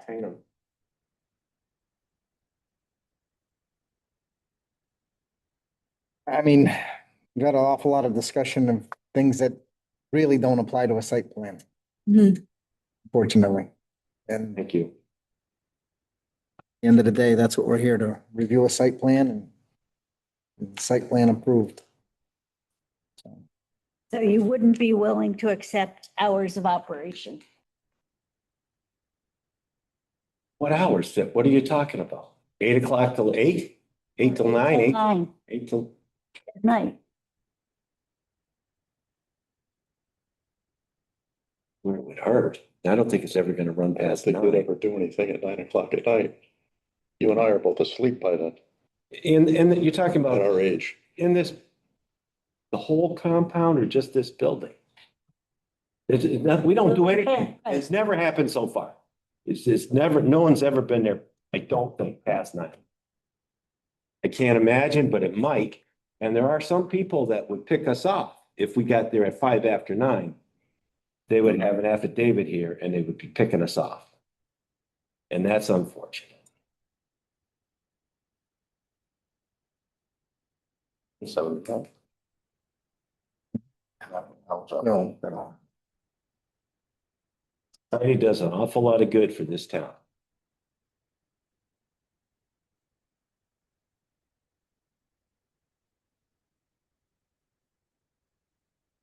No. Be your devil's advocate, I'm sorry, but if we had a restriction on this room till 9 o'clock at night, there's been times that we wouldn't have met that either. Yep. The Board of Selectmen here is past midnight many times, and this place should have been shut down. You can't, it's hard to judge all those crazy. It's a But public. if we got out of line, if anybody in this town got out of line, I would hope that someone in this building would straighten it out, say, you gotta stop. I know that cease and desist. And then there's some blight ordinance stuff, if $50 a day, $100 a day, whatever that stuff is. Didn't happen. No, there's. It's think coming. it has to. It's coming. It's coming. I mean, you got 4th of July, which people want to have a fireworks display. I mean, they do that at the res or up at end of Broadbrook. You're not going to have that during daylight hours. I think it's so hard to put a. Well, I mean, you currently have the requirement, any kind of a public event, they have to get a permit for that event and all these things, issues are addressed at that time. So there's no public events that can happen without pulling a permit for that.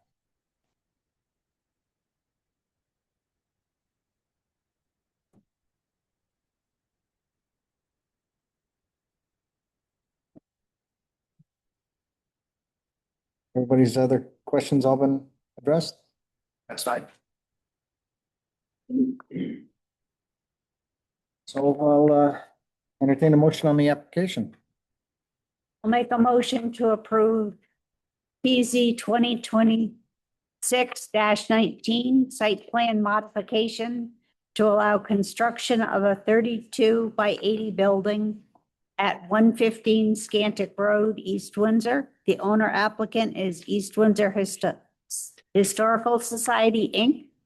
The reference plans and 10 conditions are in a memo from Ruth Ann Calabrese to the Planning and Zoning Commission dated 7/22/26. We have a motion to approve the application. Do we have a second? Second. Dave, any further discussion? Hearing none, I'll call for a vote. All those in favor say aye. Aye. Aye. Have your approval. Anybody opposed? It was not. No. Thank you. Just it feels. Thank you. Thank you.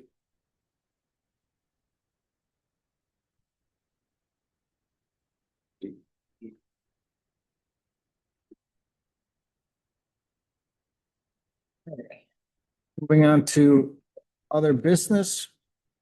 We have a informal discussion. Thank you.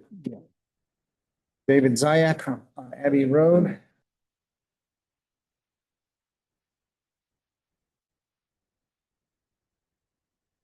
Good evening.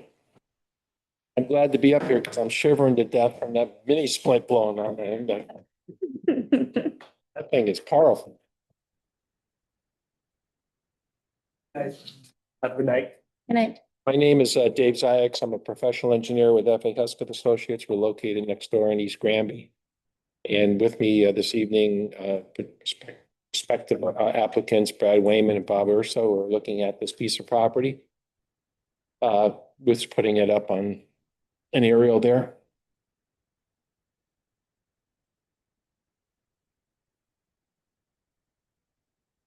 So it's located We're not doing a car wash. Yeah. The tunnel? A little bit of competition is always good, maybe. Um, The one up, that one there. Right, okay. No, up, right. It's thinking, it's mad at me for asking again.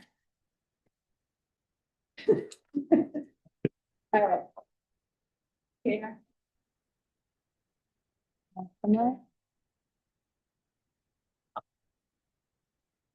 Restart. Hey, you're right. Hey. Close both of those.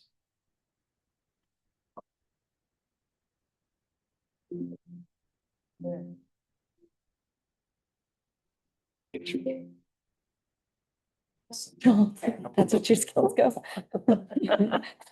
So played before. Back to that email, reopen it. Yep. It's okay. It's not that, I'm happy. Put it all down and start over. Yep. Except it's recording the meeting, so we close it all down. We will use it on the recording. And, I think it's the great one on the bottom. The taskbar. of computers. It's showing that you're sharing that. Maybe you need to expand it before you share it.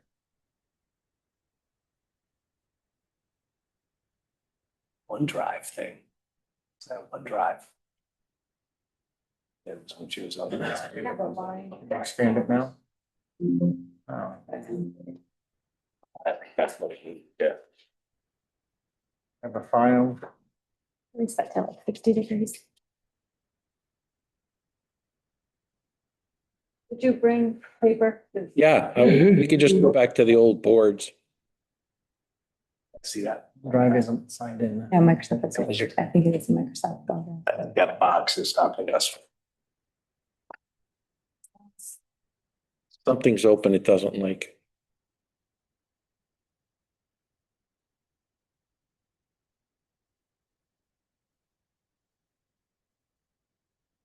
Weird thing.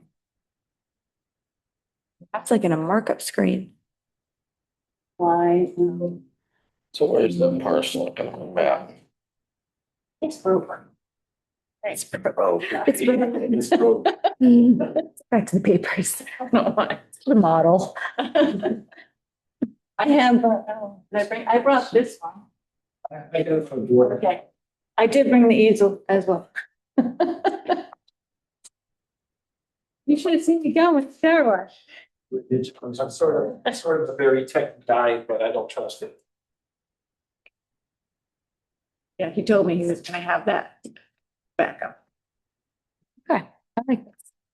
So basically, this is a 15.9 acre or so piece of property located on the south side of Abbey Road. This is Abbey Road. And then this is Route 5 here. And it's, as you can see by the yellow outline, there's various little configurations here. There's actually 3 parcels divided up by this these orange lines. So there's 1, 2, 3 parcels here. The house that's there will stay a separate parcel. And the idea would be to consolidate these parcels for the purposes of developing a residential project. Right now, some of the land is zoned manufacturing, as this piece is here. And I believe this is zoned agricultural. And then next door, of course, is your relatively new community center. Yep. Which we met, I think, last month or so, a month ago or so, we were here. Yep. And of course, you know, I don't need to tell you, you have a nice soccer field in the back.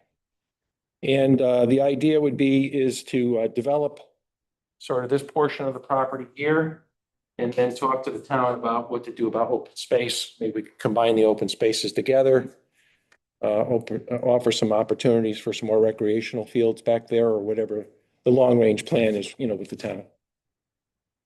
So we met with Ruth and talked about options here. You know, should we pursue a manufacturing, another warehouse or something like that on this property? Something to that effect. And Of course, housing is allowed in the agricultural zone. Or should we look at something a little bit more creative, a little bit more ambitious? Try to address some of the housing needs in town. The idea would be to build single-family detached housing. So in talking with Ruth, we look at maybe going to an MFDD zone and then possibly a PRD development on top of that, or not, but a multifamily zone. And the layout that we've been looking at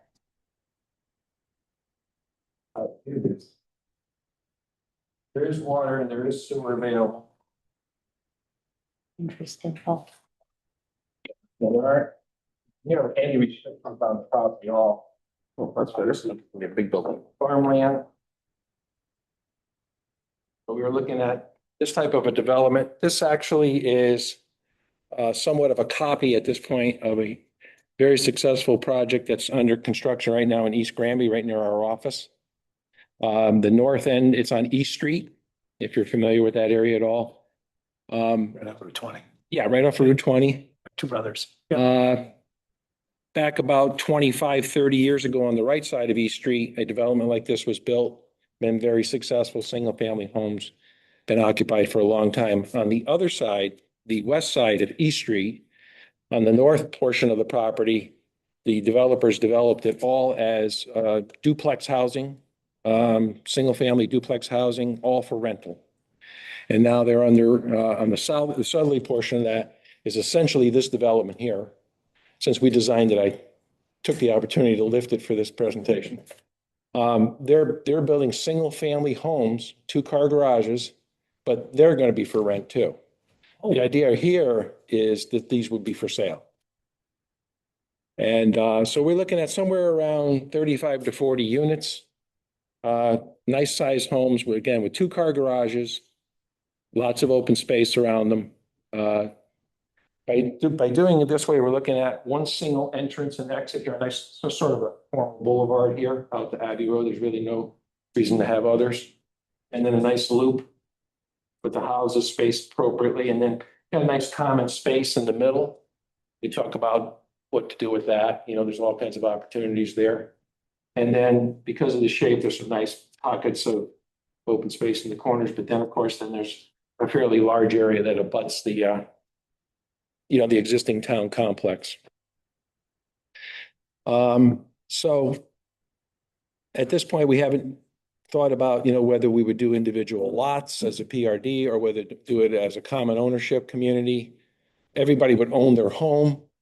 The road, we look at it this way, would be a private road. An HOA. So an HOA of some sort. So either we come in with individual lots, small lots around each house. That's the east side of East Street is that way. They all have their own little lots in their houses. There's some HOA components to it, but they actually own their lots, so they're responsible to mow their own grass. They can put fencing up. They can do things like that. It's under an HOA, umbrella, so that it's not crazy. It's very nice. And then there's the other option of not doing the lots and just doing an open HOA where the lawn and everything, for the most part, would be maintained by a HOA. And you own your house in some area around your house, but you don't own a lot. We need to talk about that and decide how we want to go about doing that. But that's kind of like where we are. I think it's an opportunity because of the community center, sort of as a down payment there. It starts to establish a more residential type of feeling to it rather than another big warehouse in a manufacturing zone. I've grown to like these as we've done these over the years, these types of developments. They just form nice communities. In particular, this one here where it would be for fee, the ownership of the house rather than a rental community. I think it could be a really nice, community for 35 to 40 new families to move in. Rough square footage, house? You thinking what, Brad? 2025. So what size? Yeah. Right, The big, 5, 6, 7? Yeah, we're trying to be 500-600. Yeah. the nice thing about these things is you go in with a 2-car garage and a nice, driveway that not the driveway at 22 feet from the road, but a legitimate driveway so that you can park comfortably in the driveway, have a sidewalk around the community, things of that nature. So, When you first pulled this out, I was like, oh, great, here we go, another big 3-story building. yeah, And you pulled this out, I go, oh, that's nice. I mean, it's going to be a nice single family community, you know? No age restriction. No, I don't think so, right? You're looking at just a nice open market, right? Got to Really check. to avoid that, but so with taking the PRD route, the density is capped at 3.5. So it would be 35. It would be the low end of what you're looking at. Yeah. Yeah, And that shows 39. I think it's 39. Yeah, so Yeah, plus or minus. The thing about this is these are spaced at the minimum 25. I think you require 30. Mhm. So you might, It won't be quite as dense. I don't think it'll be as, it's going to be, well, there's going to be 5 more feet per unit, definitely. I mean, it's gonna be most of our people at $500,000-$600,000. Yeah. But it will still be a private road, so you're gonna need private trash pickup. Yeah, the trash will pickup will be the same as, everyone else. You'll have your 1 or 2 buckets in your garage. Yep, and we talk like a mail. Usually I've been going lately with 26-foot wide roads instead of 24 feet. It just gives a little bit more space, a little more feeling to it. And then we will introduce some, individual, a little extra parking around for that visitor day, But each house will have essentially 4 legitimate parking spaces, 2 inside, Right. 2 outside. And then also your school buses won't be coming through there. You're gonna need a pickup spot out by Abbey Road. Yeah, and an internal sidewalk to loop around. And then possibly a walkway. We talked a little bit about, introduce maybe some walkways over to, however this space evolves, so the community can get out to the, either by bicycle or walk over to the community. It's a nice little area, you're not gonna go there unless you live there, obviously. You What know? is Mercury Excel, is that across the Down street? Street. What is Down the that? street. It's down on the corner, yeah. Oh, okay, I just didn't know if that was directly across. The barnyard storage is right to the Yeah, left of that that. way, now. yeah. Doesn't show. Yes, yeah. Just didn't know what they did I there. Google mapped it. Window. Yeah, and There's- there's one There's your residence address. across the street, Yeah, right here. right there. And there's one Yeah. residence there. See old welder, guys should be The well. idea would be to do, nice landscaping job along Abbey Road. Not a big crazy berm. I don't think we want to hide the community behind a big crazy berm, but a nice undulating berm with some nice landscaping. Maybe a fence working its way through, like some kind of a nice split rail fence or something like that. That kind of You consider it all any farm look. gate restricted access kind of deal at all? I don't think so. I mean, it's going to be an open community, open families. Like it. I mean, the small things you gotta, plan into snow storage areas that. Yeah, so we have a long way to go, but we thought in talking with Ruth, it's a good opportunity to come in and talk to you folks and see if there's, a general feeling of, yeah, sure, take a shot at it. Before we come walking in here with 30 sheets of plans and, no flexibility. I think it's all open. There's no wooded, no wetlands, no nothing. No. The Blunt Yeah. House Farm. Perfect. Farmland, yeah. There's the old wood road down along the bottom here, which actually provides some buffer for whatever might happen to the south. Is to try and get, hate to use the term, entry level housing, but unfortunately, entry level housing, new housing is 500 to 600. Right. Oh, it's, When you go into a town, they say we have to have 125 feet of frontage, we have to have, Right. Yeah. intention and everything else, you get to a point where you can't pay that type of housing, you have to build $1 million house. We're trying to not do, trying to have housing. regular house. A younger family can. And to do that, you have to put. Right. You have to have narrower frontage, you have to, try to let the water go back into the earth like it's supposed to, it's all sand here. Let's let it be more of a natural type habitat. Yeah. That's Old fashioned low neighborhood. impact. Yep, I agree. and it's be nice for young families to be right by those, the town park, right, yeah. Sold my house, go buy one of those. And, again, working with the town, I'm sure somebody might have a great idea what to do with it, whether it's another field, or just an open passive area that you can go play and fly your kites and whatever else you want to do, you know? I mean, this is one of the few places that, you know, we would consider accepting it as open space because Yeah. contiguous with other Yeah. town property. Right. We want to, you know, we came to see Ruth and just, you know, we're industrial developers. We have another site that we've had industrial development on. We said, you know, what's the best use here?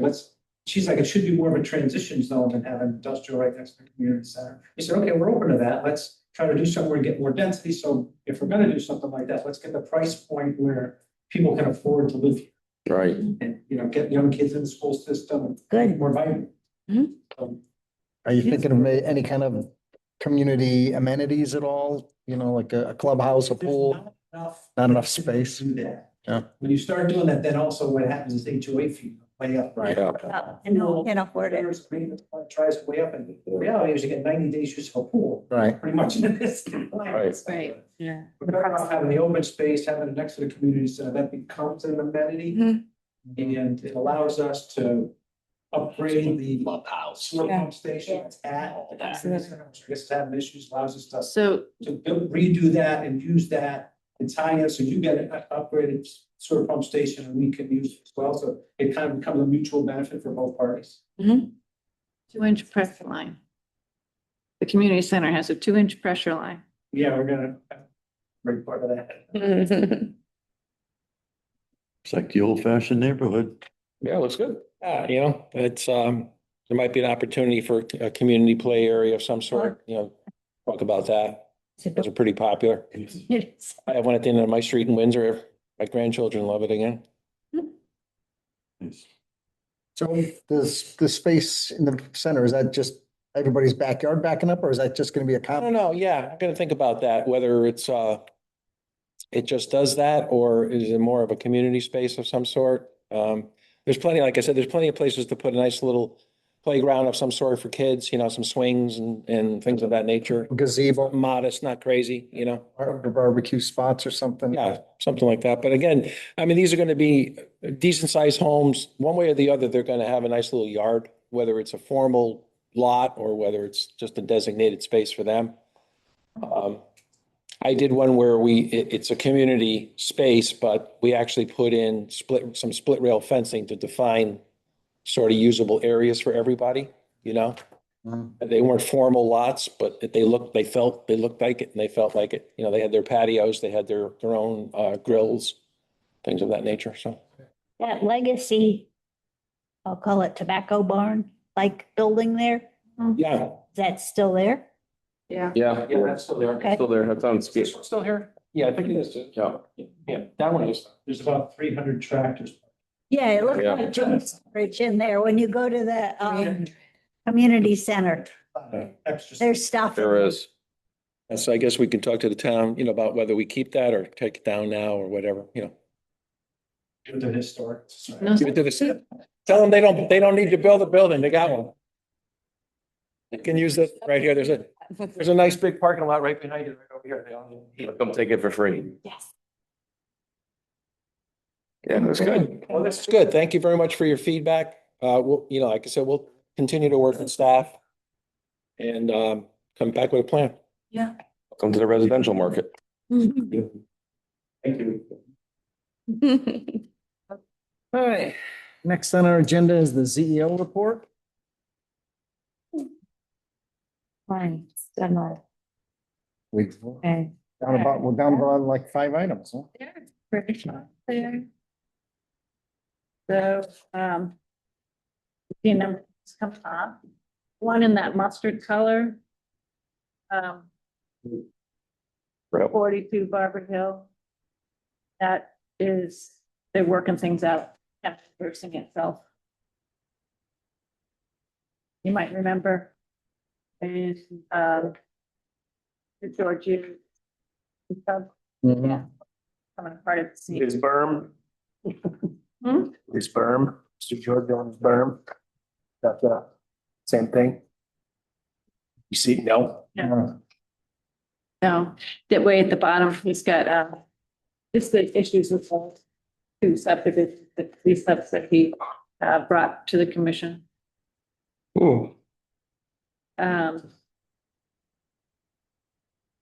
And 22 South Main, they're working with wetlands right now. They've been ordered to come back to them. I think it's August. Anything to, no, 22 South Main, come back to you by August 25th. Back to this commission. yeah, If they're going to. And this took that for 142. Further down the road. Yeah. So they're, as far as I know, they're working on that. This 14 North Main Street, I don't know the status of that, to be honest with you. I know they were working with the building official to get things straightened out there. I don't know why it's not closed on Danielle's end.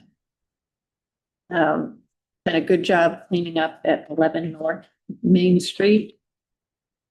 It's just like a tractor trailer. Left to go.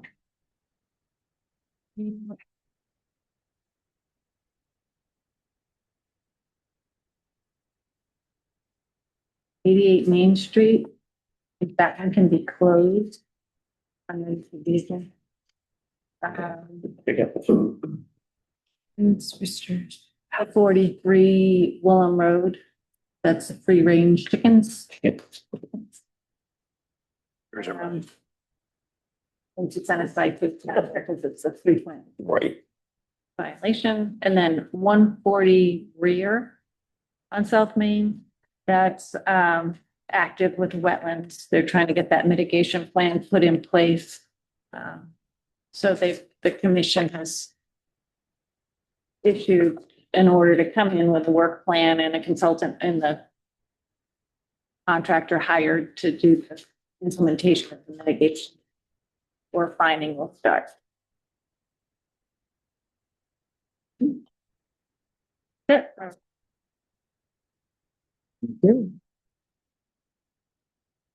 Next thing we have is the discussion on the P O C D. So last meeting, we're handed out a section to review.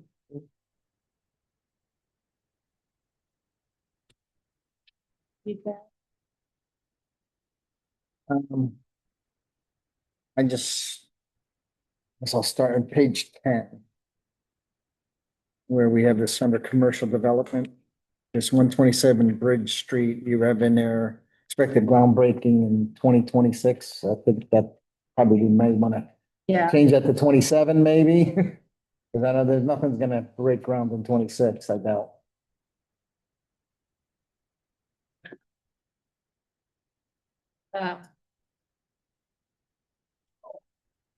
Maybe I won't talk about groundbreaking at all. Yeah. Right. Yeah. That's Are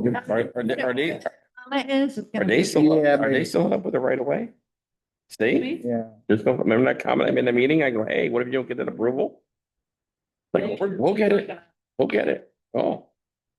I have a meeting for this day.